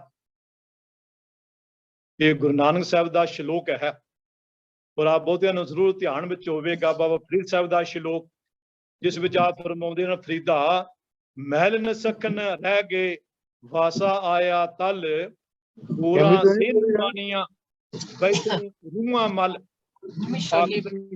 ਬੰਦਗੀ ਚੱਲਣ ਅੱਜ ਕੇ ਕੱਲ। ਫਰੀਦ ਸਾਹਿਬ ਕਿਉਂਕਿ ਉਹਨਾਂ ਦਾ ਪਿਛੋਕੜ ਇਸਲਾਮਕ ਹੈ, ਇਸ ਲਈ ਆਪ ਜੀ ਦੀ ਬਾਣੀ ਵਿੱਚ ਇਸਲਾਮਕ ਸ਼ਬਦਾਵਲੀ ਅਤੇ ਉਹਨਾਂ ਦੀਆਂ ਮਨੋਤਾਂ ਦਾ ਹੀ ਜ਼ਿਕਰ ਹੋਇਆ ਹੈ। ਇਸ ਸ਼ਲੋਕ ਦਾ ਜੋ ਗੁਰੂ ਗ੍ਰੰਥ ਸਾਹਿਬ ਦਰਪਣ ਵਿੱਚ ਅਰਥ ਕੀਤਾ ਹੋਇਆ ਹੈ, ਮੈਂ ਹੂਬਹੂ ਆਪ ਜੀ ਨਾਲ ਸਾਂਝੀਆਂ ਕਰ ਦੇਵਾਂ ਕਿ ਜਿਸ ਇਸ ਸ਼ਲੋਕ ਦਾ ਅਰਥ ਭਾਵ ਦਰਸਾਉਂਦੇ ਆ, ਲਿਖਿਆ ਹੈ ਕਿ ਇਹ ਫਰੀਦ ਮੌਤ ਆਣ ਤੇ ਮਹਿਲ ਮਾੜੀਆਂ ਸੁੰਝੀਆਂ ਰਹਿ ਜਾਂਦੀਆਂ ਹਨ, ਧਰਤੀ ਦੇ ਹੇਠ ਕਬਰ ਵਿੱਚ ਡੇਰਾ ਲਾਉਣਾ ਪੈਂਦਾ ਹੈ। ਉਹਨਾਂ ਕਬਰਾਂ ਵਿੱਚ ਜਿਨ੍ਹਾਂ ਤੋਂ ਨਫ਼ਰਤ ਕਰੀਦੀ ਹੈ, ਰੂਹਾਂ ਸਦਾ ਲਈ ਜਾ ਬੈਠਣਗੀਆਂ। ਇਹ ਸ਼ੇਖ ਫਰੀਦ ਰੱਬ ਦੀ ਬੰਦਗੀ ਕਰ, ਇਹਨਾਂ ਮਹਿਲ ਮਾੜੀਆਂ ਤੋਂ ਅੱਜ ਪਲ ਕੁਝ ਕਰਨਾ ਹੋਵੇਗਾ। ਜਿਵੇਂ ਪਹਿਲਾਂ ਇਸ਼ਾਰਾ ਕਰ ਚੁੱਕਾ ਹਾਂ ਕਿ ਇਸਲਾਮਿਕ ਵਿਸ਼ਵਾਸ ਹੈ ਕਿ ਕਬਰਾਂ ਵਿੱਚ ਰੂਹਾਂ ਉਹਨਾਂ ਤੱਕ ਰਹਿੰਦੀਆਂ ਹਨ ਜਿਨ੍ਹਾਂ ਚਿਰ ਕਿਆਮਤ ਨਹੀਂ ਆਉਂਦੀ। ਕਿਆਮਤ ਵਾਲੇ ਦਿਹਾੜੇ ਮੁਰਦੇ ਫਿਰ ਜੀ ਉੱਠਣਗੇ, ਫਿਰ ਇਹਨਾਂ ਦਾ ਹਿਸਾਬ ਕਿਤਾਬ ਹੋਵੇਗਾ। ਉਹਨਾਂ ਚਿਰ ਕਬਰਾਂ ਜਿਹੜੀਆਂ ਕਬਰਾਂ ਵਿੱਚ ਹੀ ਰੂਹਾਂ ਕੈਦ ਰਹਿੰਦੀਆਂ ਹਨ। ਹਾਂ, ਇੱਕ ਦੀ ਇਹ ਮਾਨਤਾ ਵੀ ਹੈ ਕਿ ਜਿਨ੍ਹਾਂ ਦਾ ਮੁਹੰਮਦ ਸਾਹਿਬ ਉਤੇ ਵਿਸ਼ਵਾਸ ਹੈ ਤਾਂ ਫਰਿਸ਼ਤੇ ਬਕਾਇਦਾ ਆਉਂਦੇ ਹਨ, ਉਹਨਾਂ ਨੂੰ ਪੁੱਛਦੇ ਹਨ, ਤੇ ਜੇਕਰ ਉਹਨਾਂ ਦਾ ਮੁਹੰਮਦ ਸਾਹਿਬ ਉਤੇ ਵਿਸ਼ਵਾਸ ਹੈ ਤਾਂ ਉਹਨਾਂ ਦੀਆਂ ਕਬਰਾਂ ਜਿਹੜੀਆਂ ਹਨ ਚੌੜੀਆਂ ਹੋ ਜਾਂਦੀਆਂ ਹਨ, ਉਹਨਾਂ ਨੂੰ ਕੋਈ ਕਸ਼ਟ ਨਹੀਂ ਹੁੰਦਾ। ਪਰ ਜਿਨ੍ਹਾਂ ਦਾ ਵਿਸ਼ਵਾਸ ਨਹੀਂ ਹੁੰਦਾ ਉਹ ਹੋਰ ਭੀੜੀਆਂ ਹੋ ਜਾਂਦੀਆਂ ਹਨ, ਉਹਨਾਂ ਦਾ ਆਪਣਾ ਵਿਸ਼ਵਾਸ ਹੈ। ਔਰ ਇੱਥੇ ਇਹ ਗੱਲ ਵੀ ਇੱਕ ਨੋਟ ਕਰਨ ਵਾਲੀ ਹੈ ਕਿ ਹਰੇਕ ਧਰਮ ਵਿੱਚ ਮਰਨ ਮਗਰੋਂ ਦੇ ਵਰਤਾਰੇ ਸੰਬੰਧੀ ਸਮੁੱਚੇ ਰੂਪ ਵਿੱਚ ਇੱਕ ਰਾਏ ਨਹੀਂ। ਹਾਂ, ਕਈਆਂ ਵਿੱਚ ਜ਼ਿਆਦਾ ਮਤਭੇਦ ਹਨ, ਕਈਆਂ ਵਿੱਚ ਥੋੜੇ ਹਨ, ਪਰ ਮਤਭੇਦ ਹਰ ਧਰਮ ਜਥੇਬੰਦਕ ਧਰਮ ਵਿੱਚ ਮੌਜੂਦ ਹਨ। ਕ੍ਰਿਸਚੈਨਿਟੀ ਵਿੱਚ ਵੀ ਹਨ, ਯਹੂਦੀਆਂ ਵਿੱਚ ਵੀ ਹਨ, ਇਸਲਾਮ ਵਿੱਚ ਵੀ ਹਨ, ਹਿੰਦੂ ਧਰਮ ਦੇ ਵੱਖੋ ਵੱਖਰੇ ਜਿਹੜੇ ਫਿਰਕੇ ਹਨ, ਸੰਪਰਦਾਵਾਂ ਹਨ, ਉਹਨਾਂ ਵਿੱਚ ਵੀ ਹਨ, ਔਰ ਸਾਡੇ ਸਿੱਖਾਂ ਵਿੱਚ ਵੀ ਹਨ। ਜੇਕਰ ਆਪਾਂ ਸਿੱਖ ਜਗਤ ਦੀ ਗੱਲ ਕਰੀਏ ਤਾਂ ਅਸੀਂ ਇਹਨਾਂ ਨੂੰ ਚੌਹਾਂ ਹਿੱਸਿਆਂ ਵਿੱਚ ਵੰਡ ਸਕਦੇ ਹਾਂ ਕਿ ਜਿਨ੍ਹਾਂ ਦੀ ਇਸ ਵਰਤਾਰੇ ਸੰਬੰਧੀ ਮਨੋਤ ਹੈ, ਧਾਰਨਾ ਹੈ। ਇੱਕ ਨਾਂ ਦਾ ਤਾਂ ਇਹ ਵਿਸ਼ਵਾਸ ਹੈ ਕਿ ਜੋ ਕੁਝ ਵੀ ਗੁਰੂ ਗ੍ਰੰਥ ਸਾਹਿਬ ਵਿੱਚ ਲਿਖਿਆ ਹੈ, ਚਾਹੇ ਉਹ ਇਸਲਾਮਿਕ ਵਿਸ਼ਵਾਸ ਹੈ, ਚਾਹੇ ਵੈਦਿਕ ਮਤ ਆਦਿ ਦਾ ਹੈ, ਉਹ ਸਾਰੇ ਦਾ ਸਾਰਾ ਗੁਰਮਤ ਹੈ। ਔਰ ਦੂਜੀ ਧਿਰ ਮੰਨਦੀ ਹੈ ਕਿ ਨਹੀਂ, ਜਿਹੜਾ ਇਸਲਾਮਿਕ ਵਿਸ਼ਵਾਸ ਹੈ ਗੁਰਬਾਣੀ ਦੀ ਜੀਵਨ ਜੁਗਤ ਨੇ ਉਸ ਨੂੰ ਸਵੀਕਾਰ ਨਹੀਂ ਕੀਤਾ ਹੋਇਆ। ਉਹ ਕੇਵਲ ਫਰੀਦ ਸਾਹਿਬ ਆਦਿ ਵਰਗਿਆਂ ਨੇ ਇਸਲਾਮਿਕ ਵਿਸ਼ਵਾਸ ਦੀ ਗੱਲ ਜ਼ਰੂਰ ਕੀਤੀ ਹੈ, ਪਰ ਉਹ ਗੁਰਮਤ ਜੀਵਨ ਯੁੱਗ ਦਾ ਹਿੱਸਾ ਨਹੀਂ। ਔਰ ਇੱਕ ਹੋਰ ਧਿਰ ਹੈ ਜਿਨ੍ਹਾਂ ਦਾ ਇਹ ਮੰਨਣਾ ਹੈ ਕਿ ਧਰਮ ਰਾਜ ਚਿੱਤਰ ਗੁਪਤ ਨਰਕ ਸੁਰਗ ਗੁਰਮਤ ਅਨੁਸਾਰ ਇਹ ਨਹੀਂ, ਪਰ ਉਹ ਆਵਾਗਮਨ ਵਿੱਚ ਵਿਸ਼ਵਾਸ ਰੱਖਦੇ ਹਨ। ਆਵਾਗਮਨ ਵਿੱਚ ਵੀ ਜੋ ਆਵਾਗਣ ਦਾ ਰੂਪ ਹੈ ਕਿ ਮਨੁੱਖ ਮਰਨ ਮਗਰੋਂ ਮਨੁੱਖ ਹੀ ਨਹੀਂ ਜਨਮਦਾ, ਬਲਕਿ ਇਹ ਪਸ਼ੂਆਂ ਪੰਛੀਆਂ ਦੀ ਜੂਨ ਵਿੱਚ ਵੀ ਪੈਂਦਾ ਹੈ। ਇੱਕ ਤਬਕੇ ਦਾ ਇਹ ਵੀ ਮੰਨਣਾ ਹੈ, ਉਹਨਾਂ ਦਾ ਐਸਾ ਵਿਸ਼ਵਾਸ ਹੈ। ਔਰ ਇੱਕ ਹੋਰ ਧਿਰ ਹੈ ਜਿਨ੍ਹਾਂ ਦਾ ਵਿਸ਼ਵਾਸ ਹੈ ਕਿ ਗੁਰਮਤਿ ਵਿੱਚ, ਗੁਰਬਾਣੀ ਦੀ ਜੀਵਨ ਜੁਗਤ ਵਿੱਚ ਇਹ ਜਿਹੜੀਆਂ ਮਨੌਤਾਂ ਹਨ, ਇਹਨਾਂ ਦਾ ਕਿਸੇ ਵਿੱਚ ਵੀ ਗੁਰਮਤਿ ਦੀ ਜੀਵਨ ਜੁਗਤ ਦਾ ਇਹਨਾਂ ਨਾਲ ਕੋਈ ਸੰਬੰਧ ਨਹੀਂ, ਕੋਈ ਸਰੋਕਾਰ ਨਹੀਂ। ਗੁਰਬਾਣੀ ਵਿੱਚ ਇਹਨਾਂ ਦੀ ਵਰਤੋਂ ਜਿਹੜੀ ਹੈ ਕਿਧਰੇ ਪ੍ਰਚਲਿਤ ਮਨੌਤਾਂ ਦ੍ਰਿਸ਼ਟਾਂਤ ਦੇ ਕੇ, ਕਿਧਰੇ ਮੁਹਾਵਰੇ ਦੇ ਰੂਪ ਵਿੱਚ, ਕਿਧਰੇ ਅਲੰਕਾਰ ਦੇ ਰੂਪ ਵਿੱਚ, ਕਿਧਰੇ ਅਨਮਤਾਂ ਨੂੰ ਗੁਰਮਤਿ ਦੀ ਜੀਵਨ ਜੁਗਤ ਦ੍ਰਿੜ ਕਰਾਉਣ ਲਈ ਗੁਰੂ ਸਾਹਿਬਾਨ ਆਦਿ ਨੇ ਇਹਨਾਂ ਦੀ ਵਰਤੋਂ ਕੀਤੀ ਹੋਈ ਹੈ। ਇਹ ਕੇਵਲ ਦ੍ਰਿਸ਼ਟਾਂਤ ਮਾਤਰ ਹੈ, ਇਹ ਗੁਰਬਾਣੀ ਦੇ ਸੱਚ ਦਾ ਹਿੱਸਾ ਨਹੀਂ। ਇਸ ਲਈ ਜਦੋਂ ਮੈਂ ਵੀ ਆਪ ਜੀ ਨਾਲ ਇਹ ਵਿਚਾਰ ਸਾਂਝੇ ਕਰ ਰਿਹਾ ਹਾਂ ਤਾਂ ਐਸਾ ਨਾ ਸਮਝਣਾ ਕਿ ਮੈਂ ਸਮੁੱਚੇ ਸਿੱਖ ਜਗਤ ਤੋਂ ਉਹਨਾਂ ਦੇ ਪ੍ਰਤੀਨਿਧ ਦੇ ਰੂਪ ਵਿੱਚ ਇਹ ਸਾਂਝੇ ਕਰ ਰਿਹਾ ਹਾਂ। ਨਹੀਂ, ਜਿਵੇਂ ਮੈਂ ਇਸ਼ਾਰਾ ਕੀਤਾ ਹੈ ਕਿ ਸਿੱਖ ਜਗਤ ਦੇ ਵਿਦਵਾਨ ਵੀ ਇਹਨਾਂ ਚੌਹਾਂ ਹਿੱਸਿਆਂ ਵਿੱਚ ਵੰਡੇ ਹੋਏ ਹਨ, ਪਰ ਆਪੋ ਆਪਣੇ ਢੰਗ ਨਾਲ ਉਹ ਗੁਰਬਾਣੀ ਦੇ ਸ਼ਬਦਾਂ ਦੀ ਵਿਆਖਿਆ ਕਰਦੇ ਹਨ। ਇਸ ਲਈ ਇਹ ਦਾਅਵਾ ਕਰਨਾ ਤਾਂ ਮੈਂ ਸਮਝਦਾ ਹਾਂ ਕਿ ਇਹ ਤਾਂ ਕਠਿਨ ਹੈ, ਦਾਅਵਾ ਤਾਂ ਨਹੀਂ ਕੀਤਾ ਜਾ ਸਕਦਾ, ਕਿਉਂਕਿ ਗੁਰਬਾਣੀ ਵਿੱਚ ਇਹਨਾਂ ਗੱਲਾਂ ਨੂੰ ਜੇਕਰ ਦੋ ਟੂ ਗੱਲ ਆਖਣੀ ਹੋਵੇ ਤਾਂ ਇਹਨਾਂ ਗੱਲਾਂ ਨੂੰ ਕੋਈ ਮੁੱਖ ਨਹੀਂ ਰੱਖਿਆ ਗਿਆ। ਮੁੱਖ ਹੈ ਮਨੁੱਖ ਦਾ ਜੀਵਨ, ਮਨੁੱਖ ਦਾ ਆਚਰਣ। ਜੇਕਰ ਗੁਰੂ ਸਾਹਿਬਾਨ ਜਿਨ੍ਹਾਂ ਗੱਲਾਂ ਨੂੰ ਲੈ ਕੇ ਅਸੀਂ ਅਕਸਰ ਝਗੜਦੇ ਹਾਂ, ਵਾਦ ਵਿਵਾਦ ਕਰਦੇ ਹਾਂ, ਇੱਕ ਦੂਜੇ ਨੂੰ ਫਤਵੇ ਦਿੰਦੇ ਹਾਂ, ਜੇਕਰ ਇਹੀ ਹੁੰਦਾ ਤਾਂ ਗੁਰੂ ਸਾਹਿਬਾਨ ਜਿੱਥੇ ਫਰੀਦ ਸਾਹਿਬ ਜਾਂ ਕਬੀਰ ਸਾਹਿਬ ਆਦਿ ਦੇ ਸ਼ਬਦਾਂ ਜਿੱਥੇ ਹੋਰ ਉਹਨਾਂ ਨੂੰ ਸਪਸ਼ਟ ਕਰਨ ਦੀ ਲੋੜ ਪੈਂਦੀ ਹੈ, ਭੁਲੇਖੇ ਦੀ ਸੰਭਾਵਨਾ ਹੈ, ਤਾਂ ਮਹਾਰਾਜ ਉੱਥੇ ਆਪਣੀ ਬਾਣੀ ਰਾਹੀਂ ਉਸ ਦੀ ਵਿਆਖਿਆ ਕਰਦੇ ਹਨ, ਉਸ ਭੁਲੇਖੇ ਨੂੰ ਦੂਰ ਕਰਦੇ ਹਨ। ਪਰ ਫਰੀਦ ਸਾਹਿਬ ਦੇ ਇਸ ਸ਼ਲੋਕ ਨਾਲ ਮਹਾਰਾਜ ਕੋਈ ਟੀਕਾ ਟਿੱਪਣੀ ਨਹੀਂ ਕਰਦੇ। ਅਜੇ ਗੁਰੂ ਨਾਨਕ ਸਾਹਿਬ ਦਾ ਸ਼ਲੋਕ ਜਿਸ ਵੱਲ ਆਪ ਦਾ ਧਿਆਨ ਦਿਵਾਇਆ ਹੈ ਕਿ ਮਿੱਟੀ ਮੁਸਲਮਾਨ ਕੀ ਪੇੜ ਹੈ ਪਈ ਘੁਮਿਆਰ, ਇੱਥੇ ਗੁਰੂ ਨਾਨਕ ਸਾਹਿਬ ਸਪਸ਼ਟ ਰੂਪ ਵਿੱਚ ਜੋ ਮਨੌਤ ਹੈ ਉਸ ਨੂੰ ਕੰਡਮ ਕਰ ਰਹੇ ਹਨ। ਪਰ ਬਾਬਾ ਫਰੀਦ ਸਾਹਿਬ ਕਿਉਂਕਿ ਉਹ ਸੱਚੀ ਰੂਹ ਹੈ, ਉਹ ਸੱਚੀ ਰੂਹ ਜਿਸ ਨੇ ਸੱਚਮੁੱਚ ਰੱਬੀ ਗੁਣਾਂ ਨੂੰ ਆਪਣੇ ਜੀਵਨ ਵਿੱਚ ਢਾਲਿਆ ਹੋਇਆ ਹੈ, ਇਸ ਲਈ ਮਹਾਰਾਜ ਇਹਨਾਂ ਗੱਲਾਂ ਨੂੰ ਕੋਈ ਮਾਨਤਾ ਨਹੀਂ ਦਿੰਦੇ। ਗੁਰਬਾਣੀ ਵਿੱਚ ਜੋ ਮੁੱਖ ਮਾਨਤਾ ਹੈ, ਮਹੱਤਵ ਹੈ, ਮਨੁੱਖ ਦੇ ਆਚਰਨ ਨੂੰ ਹੈ, ਕਰੈਕਟਰ ਨੂੰ ਹੈ।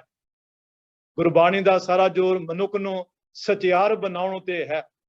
तो जेकर सचियार मनुख जेकर अपने चौगर दे अपने जो पिछोकड़ है उस अनुसार ऐसा बिलीव कर भी रहा, उसनों फतवा नहीं दिता होया कि तू तो महामनमुख है, मूर्ख है, तेनों इन्हां गल्लां दा भी नहीं पता।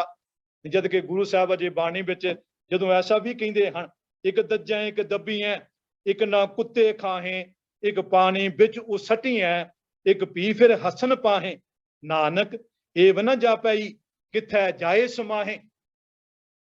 पर गुरु अर्जन साहब जी का एक पावन श्लोक अजिहा भी है जिस विच महाराज आखदे हन, पवन मह पवन समाया, ज्योति मह ज्योत रल जाया, माटी माटी हुई एक, रोवन हारे की कवन टेक, कौन मुआ रे कौन मुआ, ब्रह्म ज्ञानी मिल करो विचारा, ये तो चलत पहया, अगली किच खबर ना पाई, रोवन हार पे ऊट सिधाई, परम मोह के बांधे बंद, सुपन पहया पखलाए अंध, ये तो रचन रचया करतार, आवत जावत हुक्म अपार, ना को मुआ न मरना जोग, ना बिनसै अविनाशी हो, जो ये जानो सोए ना है, जानना हारे को बल जाऊं, कहो नानक गुर भरम चुकाया, ना कोई मरै ना आवे जाया। ये भी गुरु अर्जन पातशाह का पावन फरमान है। हुण आपां जो मुख विषय है सीधा जिहड़ा इस विषय नूं टच करिए छुईए, गुरबाणी विच जिस आवागण तो मनुख नूं छुटकारा दिवाया गया है, जां जिस आवागण तो मनुख नूं बचन लई आखिया है, जिस बारे आखिया है कि तू चाहें बच सकदा है, जिहड़ा प्रचलित आवागमन है, जमन मरण है, वो आपां पहलां चर्चा कर रहे हैं। संक्षेप विच वाहिगुरू जी का हुक्म है, वो वाहिगुरू की रजा है, उस दे हुक्म नाल ये पसारा पसरिया है। पर जिहड़ा ये जन्म मरण आवागमन है जिसका आपां लगभग सारे शिकार होए रहिंदे हां, महाराज इसदा बाणी विच जिक्र करदे हां, इसदा जो रूप है उस वल इशारा करदे हां ਮਹਾਰਾਜ ਬਾਣੀ ਵਿੱਚ ਫਰਮਾਉਂਦੇ ਹਨ, ਪਰ ਤਨ ਪਰਤੀ ਨਿੰਦਾ, ਪਰ ਅਪਵਾਦ ਨਾ ਛੂਟੈ, ਆਵਾ ਗਵਨ ਹੋਤ ਹੈ ਫੁਨ ਫੁਨ, ਇਹ ਪ੍ਰਸੰਗ ਨਾ ਟੂਟੈ। ਇਹ ਆਵਾ ਗਵਨ ਜਿਸ ਦਾ ਸ਼ਿਕਾਰ ਅਸੀਂ ਮਰਨ ਮਗਰੋਂ ਨਹੀਂ ਬਲਕਿ ਜਿਉਂਦੇ ਜੀ ਹੀ ਹੋ ਰਹੇ ਹਾਂ। ਔਰ ਪਲ ਪਲ ਅਸੀਂ ਦਿਨ ਵਿੱਚ ਇੱਕ ਵੇਰਾ ਨਹੀਂ ਅਨੇਕਾਂ ਵੇਰਾ ਇਸ ਆਵਾਗਮਨ ਦਾ ਸ਼ਿਕਾਰ ਹੋ ਰਹੇ ਹਾਂ, ਇਸ ਭਟਕਣਾ ਵਿੱਚ ਪਏ ਹੋਏ ਹਾਂ। ਉਹ ਜਦੋਂ ਮਹਾਰਾਜ ਆਖਦੇ ਹਨ, ਨਾਮ ਬਿਹੂਨੇ ਭਰਮ ਸੈਂ, ਆਵੈ ਜਾਵੈ ਨੀਤ, ਇੱਕ ਬਾਂਧੇ ਇੱਕ ਢੀਲੀਆ, ਇੱਕ ਸੁਖੀਏ ਹਰ ਪ੍ਰੀਤ, ਨਾਨਕ ਸੱਚਾ ਮਨ ਲੈ, ਸਚ ਕਰਨੀ ਸਚ ਰੀਤ। ਜਾ ਕੇ ਹੈ ਬੜ ਭਾਗੀ ਹਰ ਸੰਤ ਮਿਲਾਇਆ, ਗੁਰਪੂਰੈ ਹਰ ਰਸ ਮੁਖ ਪਾਇਆ, ਭਾਗਹੀਣ ਸਤਿਗੁਰੂ ਨਹੀਂ ਪਾਇਆ, ਮਨਮੁਖ ਗਰਭ ਜੁਨੀ ਨਿਤ ਪਾਉਂਦਾ ਜੀਓ। ਜਿਸ ਜੂਣ ਦਾ ਜਾਂ ਆਵਾਗਮਨ ਦਾ ਆਉਣ ਜਾਣ ਦਾ ਮਹਾਰਾਜ ਜ਼ਿਕਰ ਕਰ ਰਹੇ ਹਨ, ਕਿ ਸਾਨੂੰ ਵਰਤਮਾਨ ਅੱਜ ਹੀ ਹੁਣ ਹੀ ਇਸ ਵਰਤਮਾਨ ਵਿੱਚ ਆਪਾਂ ਇਸ ਆਵਾਗਮਨ ਦਾ ਸ਼ਿਕਾਰ ਹੋਏ ਹੋਏ ਹਾਂ। ਇਸ ਘੁੰਮਣ ਘੇਰੀ ਵਿੱਚ ਪਏ ਹੋਏ ਨਰਕ ਵਿੱਚ ਗੋਤੇ ਖਾ ਰਹੇ ਹਾਂ, ਜਿਸ ਵੱਲ ਮਹਾਰਾਜ ਨੇ ਇਸ਼ਾਰਾ ਕਰਦਿਆਂ ਫਿਰ ਆਖਿਆ ਹੈ, ਪਤਰ ਪੁਰਝੇਣ ਝੜੀਅੰਗ ਨਾ ਜੜੀਅੰਗ ਪੇੜ ਸੰਪਤਾ, ਨਾਮ ਬਿਹੂਣ ਬਿਕਮਤਾ, ਨਾਨਕ ਬਹੰਤ ਜੋਨ ਬਾਸਰੋ ਰਹਿਣੀ।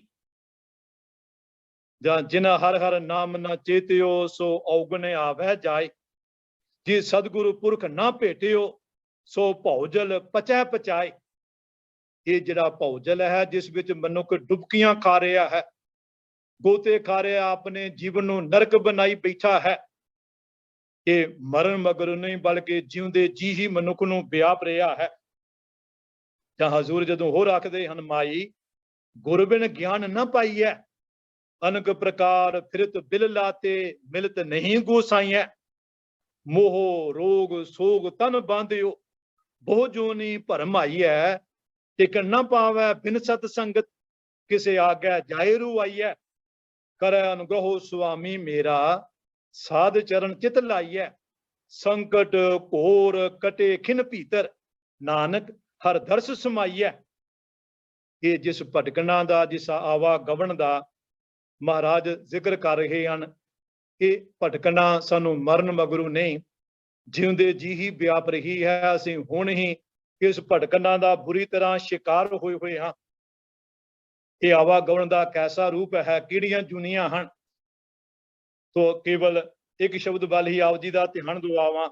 ਹਜ਼ੂਰ ਫਰਮਾਉਂਦੇ ਹਨ, ਪ੍ਰਾਨ ਮਾਨ ਦਾਨ ਮਗ ਜੋਹਣ, ਹੀਤ ਚੀਤ ਦੇ ਲੈ ਭਾਰੀ, ਸਾਜਨ ਸੈਨ ਮੀਤ ਸੁਤ ਭਾਈ, ਤਾਹੂ ਤੇਲੇ ਰਖੀ ਨਰਾਰੀ, ਧਾਵਨ ਪਾਵਨ ਕੂਰ ਕਮਾਵਨ, ਏ ਬਿਦ ਕਰਤ ਔਦ ਤਨ ਜਾਰੀ, ਕਰਮ ਧਰਮ ਸੰਜਮ ਸੁਚ ਨੇਮਾ, ਚੰਚਲ ਸੰਗ ਸਗਲ ਬਿਦਹਾਰੀ, ਪਸ ਪੰਖੀ ਬਿਰਖ ਅਸਥਾਵਰ, ਬਹੁ ਬਿਦ ਜੋਨ ਭ੍ਰਮਿਓ ਅਤ ਭਾਰੀ, ਖਿਨ ਪਲ ਚਸਾ ਨਾਮ ਨਹੀਂ ਸਿਮਰਿਓ, ਦੀਨਾ ਨਾਦ ਪ੍ਰਾਨ ਪਤ ਸਾਰੀ, ਖਾਨ ਪਾਨ ਮੀਠ ਰਸ ਭੋਜਨ, ਅੰਤ ਕੀ ਬਾਰ ਹੋਤ ਕਤ ਖਾਰੀ, ਨਾਨਕ ਸੰਤ ਚਰਨ ਸੰਗ ਉਧਰੇ, ਹੋਰ ਮਾਇਆ ਮਗਨ ਚਲੇ ਸਭ ਡਾਰੀ।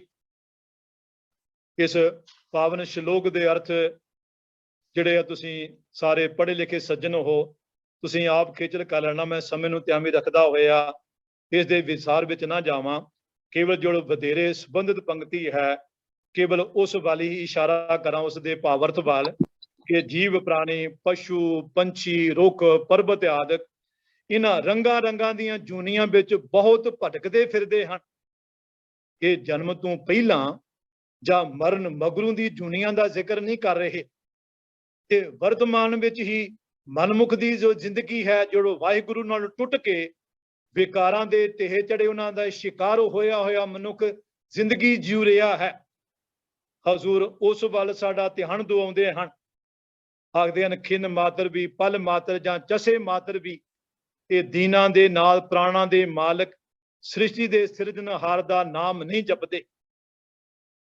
ਜਦੋਂ ਆ ਕੋੜ ਜਨਮ ਭ੍ਰਮ ਤੋਂ ਬਹੁ ਭਾਂਤੀ, ਥਿਤ ਨੇ ਕਤਹੂ ਪਾਈ, पूरा सतगुरु सहज न भेटिया सागत आवे जाई। सतगुरु पातशाह इस जन्म दी ही वर्तमान दी ही भटकना वाल जिस वाल मनुख दा इशारा ध्यान दिवाउंदियां होइयां हजूर इशारा कर रहे हैं कि रब नालों टुटा होया मनुख किवें इन्हां वखो वखियां जुनियां दा भरमण कर रहा है।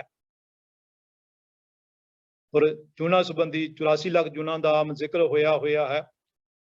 और कई बार साडे वीरपन ऐसे भी हैं जिन्हां दी मनौत है कि गुरबानी ने 84 लाख जुना की होंद नूं उसे रूप भी स्वीकार किया है। तो इत्थे तो मैं केवल इन्नी ही बेनती करा कि हजूर ने प्रचलित शब्दावली की वरतों की है। ये गुरबानी के बाणीकारां दे तों पहलां चाहे जाखां गुरमत प्रकाश तो पहलां ये 84 लाख की धारणा मौजूद सी, प्रचलित सी। तो गुरबाणी के बाणीकारां ने 84 लाख शब्द वरतिया है, पर यह बेअंतता के अर्थां विच सतगुरु ने प्रचलित शब्दावली की वरतों जरूर की है, जिस विच गिनतियां मिनतियां माप का जिक्र है। पर महाराज ने बड़े स्पष्ट रूप में समझाया है कि करते और करते की कुदरत के किसी भी पक्ष नूं मापिया नापिया तोलिया नहीं जा सकता। तो जदों महाराज फरमाउंदे हन उद्यम करे अनेक हर नाम न गावे ही भरमै जोन असंख मर जन्मे आवे ही पशु पंखी सैल तरबर गणत कशु न आवे बीज बोवस भोग भोगै किया अपना पावे रतन जन्म हरंत जुए प्रभु आप न पावे ही बिनवंत नानक भरमै भरमाए खिन एक टिकन न पावे ही। इसे जन्म विच ही जाई जाखां वर्तमान विच ही जो मनुख तरह तरह दी जूनियां विच भरमन कर रहा है। महाराज इत्थे ना लख शब्द वरतदे हैं ना करोड़ शब्द वरतदे हैं। इत्थे हजूर ने असंख शब्द वरतिया है कि भरमै जोन असंख मर जन्म है आवे कि अणगिणत जूनियां विच अपनी जिंदगी विच भरमन करदा रहिंदा है। और कुछ कु वल महाराज इशारा करते हैं पशु पंखी सैल तरबर फिर नाल आख्या है गणत कशु न आवे कि गिनती मिनती नहीं की जा सकती कि मनुख जिउंदे जी किन्ने कुए जूनियां विच भरमन कर रहा हुंदा है भटक रहा हुंदा है। जदों महाराज आखदे हैं सूकर स्वान गर्दुम मझारा पशु मलेश नीच चंडाला गुर ते मुंह फेरे तिन जोन पवाइया बंधन बांधिया आइया जाइया।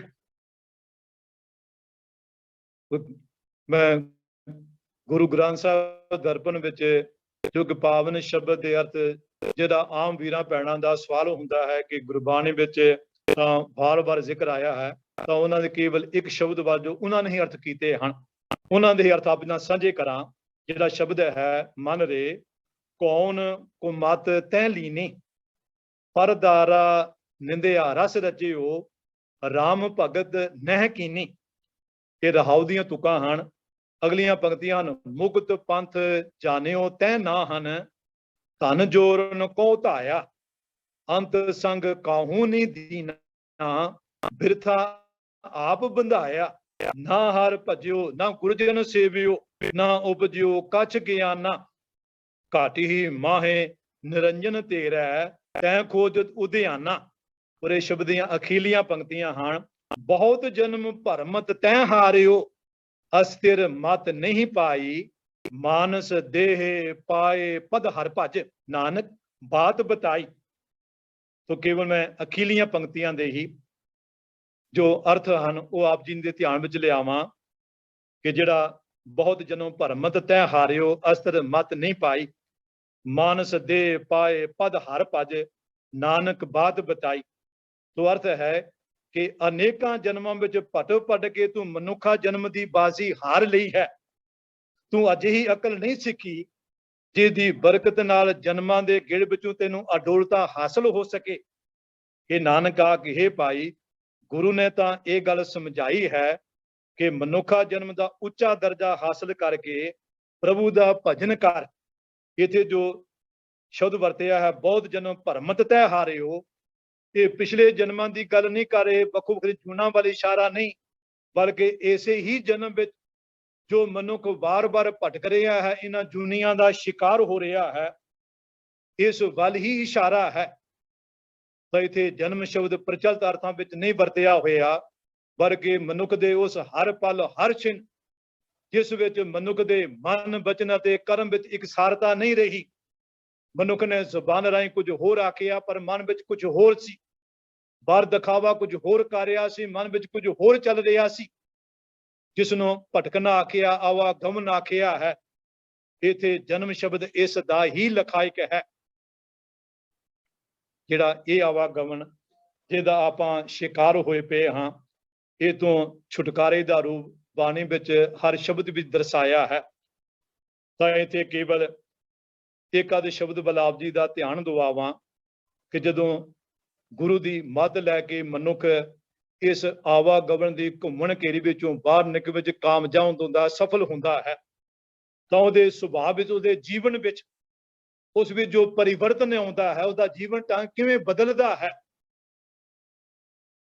ਤਾਂ ਇਹ ਸ਼ਬਦ ਫੀਲ ਰਬਾਬੀ ਬਲਦ ਪਖਾਵਜ ਕਊਆ ਤਾਲ ਬਜਾਵੇ, ਪਹਿਰ ਚੋਲਣਾ ਗਧਾ ਨਾਚੈ ਭੈਂਸਾ ਭਗਤ ਕਰਾਵੇ, ਰਾਜਾ ਰਾਮ ਕਕਰੀਆਂ ਬਰੇ ਪਕਾਏ ਕਿਨੈ ਬੂਝਨ ਹਾਰੈ ਖਾਏ, ਬੈਠ ਸਿੰਘ ਘਰ ਪਾਨ ਲਗਾਵੇ ਕੀਸ ਗਲੌਰੇ ਲਿਆਵੇ, ਘਰ ਘਰ ਮੁਸਰੀ ਮੰਗਲ ਗਾਵੇ ਪਸ਼ੂਆ ਸੰਖ ਬਜਾਵੇ, ਬੰਸ ਕੋ ਪੂਤ ਬਿਆਹਣ ਚਲਿਆ ਸੋਇਨੇ ਮੰਡਪ ਛਾਏ, ਰੂਪ ਕੰਨਿਆ ਸੁੰਦਰ ਬੇਦੀ ਸੱਸੈ ਸਿੰਘ ਗੁਣ ਗਾਏ, ਕਹਿਤ ਕਬੀਰ ਸੁਨੋ ਰੇ ਸੰਤੋ ਕੀਟੀ ਪਰਬਤ ਖਾਇਆ, ਕਛੂਆ ਕਹਿ ਅੰਗਾਰ ਭੇਲੋਰੂ ਲੂਕੀ ਸ਼ਬਦ ਸੁਨਾਇਆ,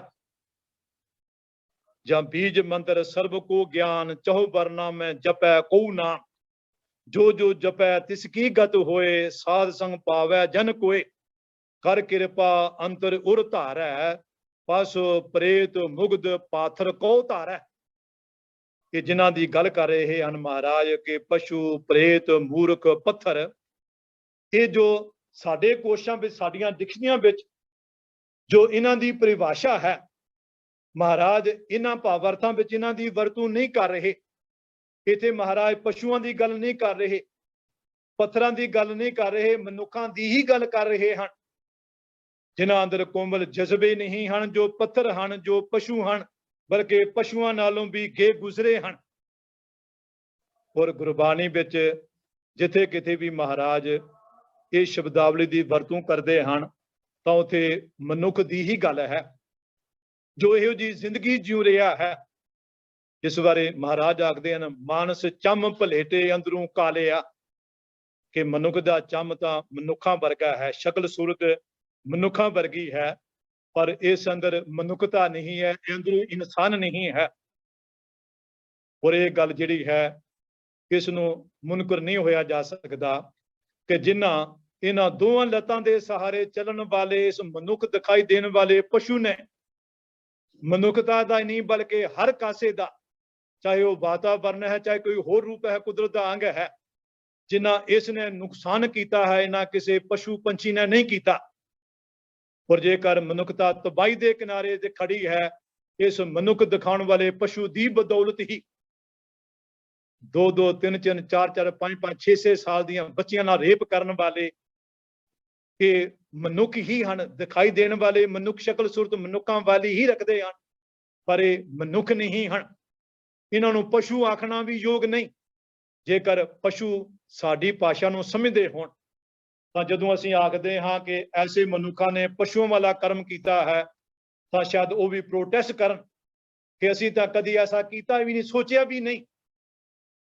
ਸਾਡੇ ਇਤਿਹਾਸ ਵਿੱਚ ਇੱਕ ਬੜੀ ਪ੍ਰਤੀਕਮਈ ਸਿੰਬਾਲਿਕ ਕਹਾਣੀ ਹੈ, ਤੁਸੀਂ ਬਹੁਤ ਵਾਰੀ ਸਾਰਿਆਂ ਨੇ ਜ਼ਰੂਰ ਪੜ੍ਹੀ ਸੁਣੀ ਹੈ। ਮੈਂ ਉਸ ਦਾ ਕੇਵਲ ਇੱਕ ਪੱਖ ਹੀ ਆਪ ਜੀ ਨਾਲ ਸਾਂਝਾ ਕਰਾਂ ਕਿ ਭਾਈ ਕੌਡਾ ਜਦੋਂ ਗੁਰੂ ਨਾਨਕ ਸਾਹਿਬ ਨੂੰ ਮਿਲਦਾ ਹੈ, ਉਹਦੀ ਕਾਇਆ ਕਲਪ ਹੁੰਦੀ ਹੈ, ਤਾਂ ਗੁਰੂ ਨਾਨਕ ਸਾਹਿਬ ਮਹਾਰਾਜ ਜਦੋਂ ਉਸ ਨੂੰ ਪੁੱਛਦੇ ਹਨ ਕਿ ਕੌਡਿਆ, ਮਨੁੱਖ ਦੇ ਖਾਣ ਲਈ ਕੁਦਰਤ ਨੇ ਬਹੁਤ ਕੁਝ ਪੈਦਾ ਕੀਤਾ ਹੈ, ਤੂੰ ਮਨੁੱਖਾਂ ਨੂੰ ਹੀ ਮਾਰ ਕੇ ਕਿਉਂ ਖਾਂਦਾ ਹੈ, ਮਨੁੱਖਾਂ ਨੂੰ ਹੀ ਕਿਉਂ ਆਹਾਰ ਬਣਾ ਰਿਹਾ ਹੈ। ਮਹਾਰਾਜ ਤਾਂ ਕੌਡੇ ਦੀ ਜੋ ਭਾਵਨਾ ਹੈ, ਜੋ ਸੋਚ ਹੈ, ਜਿੱਥੇ ਉਹ ਖੜਾ ਹੈ, ਉਹ ਤਾਂ ਬਾਖੂਬ ਸਮਝਦੇ ਹਨ, ਪਰ ਵਾਰਤਾਲਾਪ ਚੱਲਦੀ ਹੈ ਤਾਂ ਕਿ ਸਾਡੇ ਵਰਗਿਆਂ ਦੀ ਵੀ ਪਕੜ ਵਿੱਚ ਆ ਸਕੇ। ਤਾਂ ਭਾਈ ਕੌਡਾ ਗੁਰੂ ਨਾਨਕ ਸਾਹਿਬ ਨੂੰ ਆਖਦਾ ਹੈ, ਮਹਾਰਾਜ मैं अज तक कदे भी किसी मनुख नूं नहीं खाधा। महाराज समझते हैं कि कौड़ा की आख रहा है, पर महाराज साडी समझ गोचरे करन लई साडे लेखकां ने इस नूं वारता नूं तोड़िया है कि महाराज आखदे हन कोढ़िया पर तेरे बारे तां नेड़े तेड़े ही नहीं बल्कि दूर दुराडे तक यही फैलिया होया है कि तू आउंदे जांदे राहियां नूं पकड़ के तल के खा जाया करदा है। तां कोढ़ा आखन लगा महाराज कि जो तुसीं सुनिया है मैं ये तां नहीं कहंदा कि ये सच नहीं, ये सच है पर ये पूरा सच नहीं, क्योंकि जो मैं अपना आहार बनाउंदा हां ये आम लोकां दीयां नज़रां विच वो मनुख ही अखवाउंदे हन, मनुख ही समझे जांदे हन, पर महाराज वो मनुख नहीं। आखन लगा महाराज मेरे गुरुदेव ने मेरे मुर्शिद ने मैनू एक शीशा दिता सी, जो पहला बेनती कर चुका हाँ सिंबॉलिक साखी है। आखन लगा इस शीशे की विशेषता यह है कि जिस मनुख के सामने करो आम शीशा तो जिहो जिहा चेहरा मोहरा होया करता है उहो जिहा शीशे विच दिखाई देता है, पर यह शीशा अजिहा नहीं। इस विच जदों किसी मनुख नूं सामने खड़ा करो तो उसका बाहरला चेहरा मोहरा नहीं बल्कि जो अंदरला चेहरा है, जो अंदरला उसका चित्र है वो दिखाई देता है। और महाराज सच जानो जदों मैं ये मनुख अखवाउण वाले दिखाई देने वाले इन्हां मनुखां नूं पकड़ के लिआउंदा सी तां इस शीशे दे सामने करदा सी तां कोई भगियाड़ सी, कोई कुत्ता सी, कोई बागड़ सी, वो वखो वखरे जानवर दिखाई दिंदे सन। तां मैं समझ सकदा सां, समझ लैंदा सां कि तां मनुख दे नां ते धोखा हन, तां मैं उन्हां नूं आहार बनाउंदा सां। संस्कृति विच गुरु अर्जन साहिब महाराज दा एक श्लोक है कि मनुख इहो जिहे एक जंगल विच रह रहा है जिथे पशु पंछी इस दे रिश्तेदार हन, उद्यान बसनंग संसारंग संबंधी सुआन सियाल खरा, तां ये मनुख दीयां बिरतियां वाली ही इशारा है। तो गुरु साहब जदों बाणी विच बार बार इन्हां गल्लां वल साडा ध्यान दिवा रहे हैं तो महाराज इन्हां वाली इशारा करदे आखदे हैं जदों इहो जी बिरतियां दे मालिक इहो जिहा जीवन जीवन वाले जिन्हां दी शक्ल सूरत मनुखां वाली है पर कर्म सोच मनुखां वाली नहीं, जदों अजिहे पशु पंछी ये सतगुरु की शरण विच आउंदे हन तां गुरु इन्हां नूं सही अर्थां विच फिर इंसान बनाउंदा है, फिर इन्हां नूं अंदरों भी इंसान बनाउंदा है। ये फिर इन्हां दे मन वचन कर्म विच इकसारता वाला भाव आउंदा है। फिर इस नूं ही जदों सतगुरु आखदे हन ऊच अपार बेअंत सुआमी कौन जाने गुण तेरे, गावते उधर हैं सुनते उधर हैं बिनसै पाप कनेरे, पशु प्रेत मुग्ध को तारे पाहन पार उतारै, नानक दास तेरी शरण आई सदा सदा बलिहारै। वो मनुख चामे विच ही पशुआं दी इन्हां दरख्तां दी मूर्खां दी प्रेतां दी ही महाराज चर्चा करदे आखदे हन कि इन्हां नूं जदों गुरु दी शरण नसीब होई इन्हां ने गुरु दी मत लई तां उस समय ये सही अर्थां विच इंसान बने, ये सचियार जोग बने। और गुरबाणी की समुची प्रक्रिया पशु तल ते जीवन वाले बल्कि पशुआं तो भी हेठां तल ते जीवन वाले मनुखां नूं सही अर्थां विच इंसान बनाउंदी है।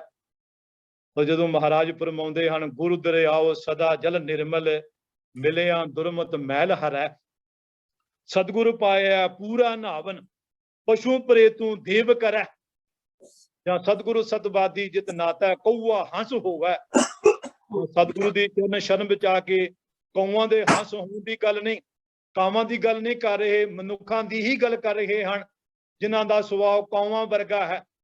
जदों वो गुरु दी शरण विच आके अपनी मत छड्ड गुरु दी मत लैंदे हन तां हंस बिरती दे मालक बनदे हन।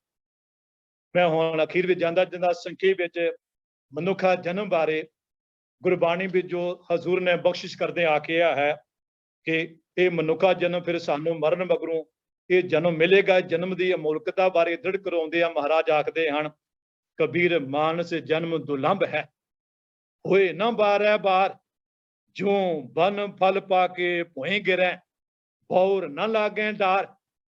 जां हजूर फरमाउंदे हन मानस दे बहुर ना पावै कछु उपाओ मुक्त का कर रे, नानक कहत गाए करुणा में ਭਵ ਸਾਗਰ ਕੈ ਪਾਰ ਉਤਰ ਰੇ।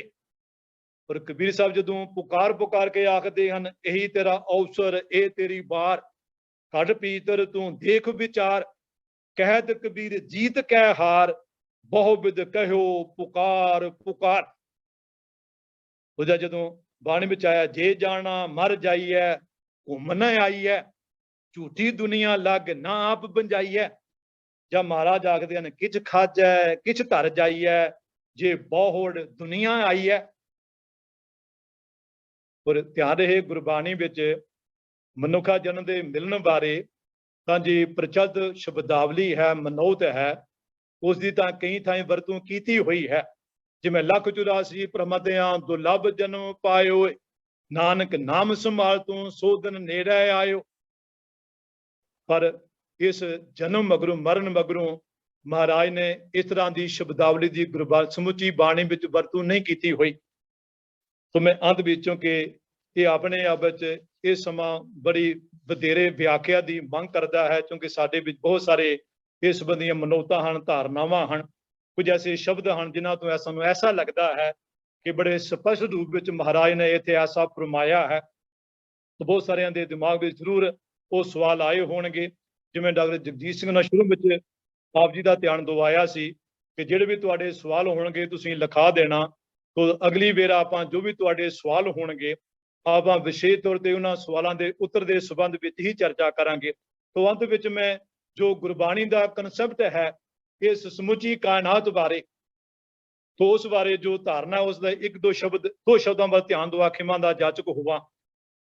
ਕਬੀਰ ਸਾਹਿਬ ਦਾ ਸ਼ਬਦ ਹੈ, ਗਗਨ ਆਕਾਸ਼ ਗਗਨ ਪਾਤਾਲ ਗਗਨ ਹੈ, ਚਹੁ ਦਿਸ ਗਗਨ ਰਹਾਇਲੇ, ਆਨੰਦ ਮੂਲ ਸਦਾ ਪੁਰਖੋਤਮ, ਘਟ ਬਿਨਸੈ ਗਗਨ ਨਾ ਜਾਇਲੇ, ਮੋਹਿ ਬੈਰਾਗ ਭਇਓ, ਕਿ ਜਿਉ ਆਏ ਕਹਾਂ ਗਿਓ, ਪੰਚ ਤਤ ਮਿਲ ਕਾਇਆ ਕੀਨੇ, ਤਤ ਕਹਾਂ ਤੇ ਕੀਨ ਰੇ, ਕਰਮ ਬਦ ਤੁਮ ਜਿਉ ਕਹਿਤ ਹੋ, ਕਰਮੈ ਕਿਨ ਜਿਉ ਦੀਨ ਰੇ, ਹਰ ਮੈਂ ਤਨ ਹੈ ਤਨ ਮੈਂ ਹਰ ਹੈ, ਸਰਬ ਨਿਰੰਤਰ ਸੋਏ ਰੇ, ਕਹਿ ਕਬੀਰ ਰਾਮ ਨਾਮ ਨਾ ਛੋਡੂ, ਸਹਿਜੇ ਹੋਏ ਸੋ ਹੋਏ ਰੇ। ਪਰ ਗੁਰੂ ਅਰਜਨ ਸਾਹਿਬ ਮਹਾਰਾਜ ਦਾ ਇਹ ਪਾਵਨ ਸ਼ਬਦ, ਜਿਸ ਵਿੱਚ ਜੋ ਕਬੀਰ ਸਾਹਿਬ ਜਿਸ ਰੂਪ ਵਿੱਚ ਆਖ ਰਹੇ ਹਨ, ਹਜ਼ੂਰ ਇਸ ਨੂੰ ਹੋਰ ਸਧਾਰਨ ਜਿਹੜੇ ਦ੍ਰਿਸ਼ਟਾਂਤ ਹਨ ਸਾਡੇ ਸਮਝ ਗੋਚਰੇ ਆਉਣ ਵਾਲੇ, ਉਹਨਾਂ ਦਾ ਜ਼ਿਕਰ ਕਰਦਿਆਂ ਵਰਣਨ ਕਰਦਿਆਂ ਮਹਾਰਾਜ ਆਖਦੇ ਹਨ, ਬਾਜ਼ੀਗਰ ਜੈਸੇ ਬਾਜੀ ਭਾਈ, ਨਾਨਾ ਰੂਪ ਭੇਖ ਦਿਖਲਾਈ, ਸੰਗ ਉਤਾਰ ਥਮਿਓ ਪਸਾਰਾ, ਸਭ ਏਕੋ ਏਕੰਕਾਰਾ, ਕਵਨ ਰੂਪ ਦ੍ਰਿਸ਼ਟਿਓ ਬਿਨਸਾਇਓ, ਕਦਹ ਗਿਓ ਕਤ ਤੇ ਆਇਓ। ਇਹ ਰਹਾਉ ਦੀਆਂ ਤੁਕਾਂ ਹਨ। ਔਰ ਫਿਰ ਆਖਦੇ ਜਲ ਤੇ ਊਠੈ ਅਨਕ ਤਰੰਗਾ, ਕਨਕ ਭੂਖਨ ਕੀਨੇ ਬੋ ਰੰਗਾ, ਬੀਜ ਬੀਜ ਦੇਖਿਓ ਬਹੁ ਪ੍ਰਕਾਰਾ, ਫਲ ਪਾਕੇ ਤੇ ਏਕੰਕਾਰਾ, ਸਹਿਜ ਕਟਾ ਮੈਂ ਏਕ ਆਕਾਸ਼, ਘਟ ਫੂਟੇ ਤੇ ਉਹੀ ਪ੍ਰਗਾਸ, ਭਰਮ ਲੋਭ ਮੋਹ ਮਾਇਆ ਵਿਕਾਰ, ਭ੍ਰਮ ਛੂਟੇ ਤੇ ਏਕੰਕਾਰ, ਉਹ ਅਬਨਾਸੀ ਬਿਨਸਤ ਨਾਹੀ, ਨਾ ਕੋ ਆਵੈ ਨਾ ਕੋ ਜਾਹੀ, ਗੁਰਪੂਰੈ ਹਉਮੈ ਮਲ ਧੋਈ, ਕਹੋ ਨਾਨਕ ਮੇਰੀ ਭਰਮ ਪਰਮ ਗਤ ਹੋਈ। ਅਤੇ ਫਿਰ ਜਨਮ ਮਰਨ ਕਾ ਭ੍ਰਮ ਗਿਆ, ਗੋਬਿੰਦ ਲਿਵ ਲਾਗੀ, ਜੀਵਤ ਸੁਨ ਸਮਾਨਿਆ ਗੁਰ ਸਾਖੀ ਜਾਗੀ। ਤੋ ਸੰਖੇਪ ਵਿੱਚ ਆਵਾਗਮਨ ਸੰਬੰਧੀ ਇਹ ਕੁਝ ਬਾਣੀ ਵਿੱਚੋਂ ਆਪ ਜੀ ਨਾਲ ਵਿਚਾਰ ਸਾਂਝੇ ਕੀਤੇ ਹਨ। ਜਿਵੇਂ ਪਹਿਲਾਂ ਮੈਂ ਇਸ਼ਾਰਾ ਕਰ ਚੁੱਕਾ ਹਾਂ ਕਿ ਆਪਣੇ ਆਪ ਵਿੱਚ ਇਹ ਵਿਸ਼ਾ ਹਰ ਪੱਖੋਂ ਬੜੀ ਲੰਬੇਰੀ ਵਿਆਖਿਆ ਮੰਗਦਾ ਹੈ। ਮੈਂ ਬਹੁਤ ਸੰਖੇਪ ਵਿੱਚ ਕੁਝ ਪੱਖ ਜਿਹੜੇ ਹਨ ਆਪ ਜੀ ਦੇ ਧਿਆਨ ਵਿੱਚ ਲਿਆਉਣ ਦੀ ਕੋਸ਼ਿਸ਼ ਕੀਤੀ ਹੈ। ਹੋ ਸਕਦਾ ਹੈ ਉਨੀ ਸਪਸ਼ਟਤਾ ਨਾਲ ਮੈਂ ਆਪ ਜੀ ਦੇ ਧਿਆਨ ਵਿੱਚ ਨਾ ਲਿਆ ਸਕਿਆ ਹੋਵਾਂ। ਇਸ ਲਈ ਫਿਰ ਬੇਨਤੀ ਹੈ, ਜੋ ਤੁਹਾਡੇ ਸਵਾਲ ਹੋਣਗੇ ਤੁਸੀਂ ਧਿਆਨ ਵਿੱਚ ਲਿਆਉਣਾ, ਡਾਕਟਰ ਜਗਦੀਸ਼ ਹੋਰਾਂ ਦੇ ਧਿਆਨ ਵਿੱਚ ਲਿਆਉਣਾ। ਅਗਲੀ ਵਾਰ ਜਦੋਂ ਪ੍ਰੋਗਰਾਮ ਬਣੇਗਾ ਤਾਂ ਤੁਹਾਡੇ ਸਵਾਲਾਂ ਦੀ ਹੀ ਵਿਸ਼ੇਸ਼ ਤੌਰ ਤੇ ਚਰਚਾ ਹੋਵੇਗੀ। ਇਹਨਾਂ ਸ਼ਬਦਾਂ ਨਾਲ ਭੁੱਲਾਂ ਚੁੱਕਾਂ ਦੀ ਖਿਮਾ। ਵਾਹਿਗੁਰੂ ਜੀ ਕਾ ਖਾਲਸਾ, ਵਾਹਿਗੁਰੂ ਜੀ ਕੀ ਫਤਿਹ। ਇੱਕ ਮਿੰਟ ਗਿਆਨੀ ਜੀ, ਤੁਸੀਂ ਨੈਕਸਟ ਵੀਕ ਕੁਐਸਚਨਾਂ ਦੇ ਆਨਸਰ ਦੇ ਸਕਦੇ ਹੋ? ਕੀ ਵਾਰ ਪੈਂਦਾ? ਐਤਵਾਰ? ਹਾਂਜੀ ਹਾਂਜੀ ਹਾਂਜੀ ਹਾਂਜੀ। ਅਸੀਂ ਅੱਜ ਬੇਸਿਕਲੀ ਕਿਉਂਕਿ ਵਕਤ ਨੂੰ ਧਿਆਨ ਵਿੱਚ ਰੱਖਦੇ ਹੋਏ ਕੁਐਸਚਨ ਆਨਸਰ ਨਹੀਂ, ਮੈਂ ਸਾਰਿਆਂ ਨੂੰ ਰਿਕਾਰਡਿੰਗ ਭੇਜ ਦਿਆਂਗਾ। ਪਲੀਜ਼ ਨੈਕਸਟ ਵੀਕ ਸਾਰੇ ਜਣੇ ਬੇਸ਼ੱਕ ਕੁਐਸਚਨ ਆਨਸਰ ਸਿੱਧੇ ਵੀ ਕਰੀਏ ਅਸੀਂ 1.5 ਪੌਣੇ 2 ਘੰਟੇ, ਕਿਉਂਕਿ ਵਿਸ਼ਾ ਬੜਾ ਲੰਬਾ ਹੈ। ਔਰ ਇਹਦੇ ਉੱਤੇ ਬੜੇ ਕੁਐਸਚਨਸ ਹੈ। ਸੋ ਅਸੀਂ ਇਹਨੂੰ 2 ਹਿੱਸਿਆਂ 'ਚ ਕਰਨਾ, ਵੈਸੇ ਵੀ ਮੈਂ ਚਾਹੁੰਦਾ ਸੀ 2 ਹਿੱਸਿਆਂ 'ਚ ਕਰਨਾ। ਸੋ ਇਹ ਅਚਾਨਕ 2 ਹਿੱਸਿਆਂ 'ਚ ਅਸੀਂ ਕਰਕੇ ਤੇ ਇਹਨੂੰ ਕੁਐਸਚਨ ਆਨਸਰ ਅਸੀਂ ਨੈਕਸਟ ਸੈਸ਼ਨ ਵਿੱਚ ਸਾਰੇ ਪਲੀਜ਼ ਮੈਂ ਰਿਕਾਰਡਿੰਗ ਭੇਜ ਦਿਆਂਗਾ, ਤਾਂ ਕਿ ਤਿਆਰੀ ਨਾਲ ਸਾਰੇ ਜਿੰਨੇ ਵੀ ਕੁਐਸਚਨ ਆਨਸਰ ਬਣਦੇ ਆ ਅਸੀਂ ਭਾਈ ਸਾਹਿਬ ਨੂੰ ਕਹਾਂਗੇ ਕਿ ਕੁਐਸਚਨਾਂ ਦੇ ਆਨਸਰ ਕਰਨ। ਤੇ ਜੇ ਕਿਸੇ ਨੇ ਪਹਿਲੇ ਲਿਖ ਕੇ ਭੇਜਣੇ ਹੋਣ ਮੈਨੂੰ ਈਮੇਲ ਕਰ ਦੇ ਜਾਂ WhatsApp ਤੇ ਕਰ ਦੇਵੇ, ਜਿੱਦਾਂ ਵੀ ਕਰ ਦੇਣ ਅਸੀਂ ਫਾਰਵਰਡ ਕਰ ਦਿਆਂਗੇ, ਤਾਂ ਕਿ ਅਸੀਂ ਉਹਨਾਂ ਦੀ ਤਿਆਰੀ ਪਹਿਲੇ ਵੀ ਭਾਈ ਸਾਹਿਬ ਕਰਕੇ ਸਿੱਧੇ ਵੀ ਜਵਾਬ ਦੇ ਦੇਣ। ਪਹਿਲਾਂ ਭੇਜ ਸਕਣ ਤੇ ਬਹੁਤ ਚੰਗਾ, ਜੇ ਪਹਿਲਾਂ ਭੇਜ ਸਕਣ ਤੇ ਬਹੁਤ ਹੀ ਵਧੀਆ, ਜੇਕਰ ਨਹੀਂ ਤਾਂ ਉਸ ਸਮੇਂ ਵੀ ਹੋ ਸਕਦੇ ਆ, ਪਰ ਪਹਿਲਾਂ ਭੇਜ ਦੇਣ ਤਾਂ ਜ਼ਿਆਦਾ ਚੰਗਾ ਰਹੂਗਾ। ਹਾਂਜੀ, ਸੋ ਕਿਉਂਕਿ ਬਹੁਤ ਵਿਸ਼ਾਲ ਵਿਸ਼ੇ ਹੈ ਔਰ ਇਹਦੇ ਤੇ ਬੜੇ ਸਾਰੇ ਕਨਫਿਊਜ਼ਨ ਬਹੁਤ ਹੈਗਾ। ਈਵਨ ਮੇਰੇ ਕੋਲ ਵੀ ਕੁਐਸਚਨਸ ਹੈਗੇ ਆ, ਪਰ ਸਾਰੇ ਜਿਹੜੇ ਆ ਉਹ ਅੱਗੋਂ ਅਸੀਂ ਜਿਹੜੇ ਆ ਆਈ ਥਿੰਕ ਸਾਰੇ ਭੇਜੋ ਤੇ ਅਗਲੀ ਵਾਰੀ ਅਸੀਂ ਫਿਰ ਤੋਂ ਇਸ ਵਿਸ਼ੇ ਤੇ ਫਿਰ ਕੰਟੀਨਿਊ ਕਰਾਂਗੇ। ਸੋ ਐਨੀ ਸੁਜੈਸ਼ਨਸ ਕਿਸੇ ਦੇ ਸ਼ਾਰਟ ਹੋਣ ਤਾਂ ਬੇਸ਼ੱਕ ਦੱਸ ਦੇਣ, ਰੇਜ਼ ਕਰ ਦੇਣ। ਫਾਰ ਐਕਸਲੈਂਟ, ਬਹੁਤ ਵਧੀਆ ਗਿਆਨੀ ਜੀ। ਹਾਂਜੀ, ਸੋ ਇਟ ਵਾਸ ਵੈਰੀ ਬਹੁਤ ਸਾਰੇ ਡਿਟੇਲ ਵਿੱਚ। ਔਰ ਮੇਰੇ ਖਿਆਲ ਗਿਆਨੀ ਜੀ ਕਿਤਾਬ ਵੀ ਲਿਖਦੇ ਪਏ ਆ ਇਹਦੇ ਤੇ, ਜਨਮ ਮਰਨ ਤੇ ਹੀ is writing all in details, ਹਰ ਪਹਿਲੂ ਨੂੰ ਟੱਚ ਕਰਕੇ ਹੀ is writing on it. So please Bhai Sahib ਨੇ ਬਹੁਤ ਕੁਝ ਲਿਖਿਆ ਹੋਇਆ, ਬਹੁਤ ਲਿਖਿਆ ਹੋਇਆ, ਪੇਪਰਾਂ 'ਚ ਵੀ ਆਉਂਦਾ ਰਿਹਾ। ਹਾਂਜੀ, ਸੋ ਇਹ ਐਕਸਪਰਟ ਹੈਗੇ ਇਸ ਵਿਸ਼ੇ ਦੇ। ਸੋ ਇਹਨਾਂ ਨੂੰ ਨੈਕਸਟ ਵੀਕ ਵੀ ਬੁਲਾ ਕੇ ਤੇ ਫਿਰ ਅਸੀਂ ਆਨਸਰ ਲਵਾਂਗੇ ਸਾਰੇ। ਸੁਖਬੀਰ ਕੌਰ ਜੀ, ਤੁਸੀਂ ਕੁਝ ਕਹਿਣਾ, ਰੇਜ਼ ਕੀਤਾ ਹੈਂਡ। ਹਾਂਜੀ ਵੀਰ, ਮੈਂ ਜਸਟ ਕਹਿਣਾ ਚਾਹੁੰਦੀ ਹਾਂ ਕਿ ਇੰਨਾ ਸੋਹਣਾ ਸੀ ਐਂਡ ਸੋ ਸਟਰੈਂਥ ਦੇਣ ਵਾਲਾ ਸੀ। I just want to say thank you. ਠੀਕ ਹੈ, ਥੈਂਕ ਯੂ ਜੀ। ਰਣਜੀਤ ਸਿੰਘ ਨੇ ਹੱਥ ਰੇਜ਼ ਕੀਤਾ ਸੀ ਮੇਰੇ ਖਿਆਲ। ਹਾਂਜੀ, ਰਣਜੀਤ ਸਿੰਘ ਜੀ। ਡਾਕਟਰ ਸਾਹਿਬ ਤੁਹਾਨੂੰ ਬੇਨਤੀ, ਤੁਹਾਡੀ ਰਿਕਾਰਡਿੰਗ ਬਹੁਤ ਲੇਟ ਆ ਰਹੀ ਹੈ। ਓਕੇ, ਤੁਹਾਨੂੰ ਕੱਲ ਪਹੁੰਚ ਜਾਏਗੀ ਜੀ ਰਿਕਾਰਡਿੰਗ। ਬਸ ਇਹ ਮੇਰੀ ਗਲਤੀ ਹੈ। ਚਲੋ, ਹਾਂਜੀ, ਗੁੱਡ ਈਮੇਲ। ਚਲੋ ਫਿਰ ਅਸੀਂ ਇੱਥੇ ਅੱਜ ਸਮਾਪਤ ਕਰਦੇ ਹਾਂ ਤੇ ਉਹਨਾਂ ਦਾ ਗਿਆਨੀ ਦਾ ਟਾਈਮ ਦੇਖਦੇ ਹੋਏ। So we will continue next week again on this issue, on ਇਹੀ topic ਦੇ ਉੱਤੇ ਅਸੀਂ part 2 ਕਰਕੇ question answer ਦੇ ਉੱਤੇ stress ਕਰਕੇ ਸਾਰਿਆਂ ਕੋਲੋਂ। ਸੋ ਮੈਂ ਸੋਚਿਆ ਸੀ ਪਰ ਲੰਬਾ ਹੋ ਗਿਆ, ਪਰ ਠੀਕ ਹੈ ਵੀ। ਗਿਆਨੀ ਜੀ ਬਹੁਤ ਬਹੁਤ ਸ਼ੁਕਰੀਆ ਤੁਹਾਡਾ, ਟਾਈਮ ਇੰਨਾ ਕੱਢ ਕੇ ਇੰਨੀ ਡਿਟੇਲ ਵਿੱਚ ਇੰਨਾ ਕੁਛ ਦੱਸਣਾ ਔਰ ਹਰ ਪਹਿਲੂ ਤੋਂ ਟੱਚ ਕਰਨਾ। It was marvellous. ਬਿਲਕੁਲ ਠੀਕ। ਹਾਂਜੀ, ਸੋ ਸਾਰਿਆਂ ਦਾ ਬਹੁਤ ਬਹੁਤ thanks. We will continue with this topic next week. So Waheguru ji ਕਾ ਖਾਲਸਾ, ਵਾਹਿਗੁਰੂ ਜੀ ਕੀ ਫਤਿਹ।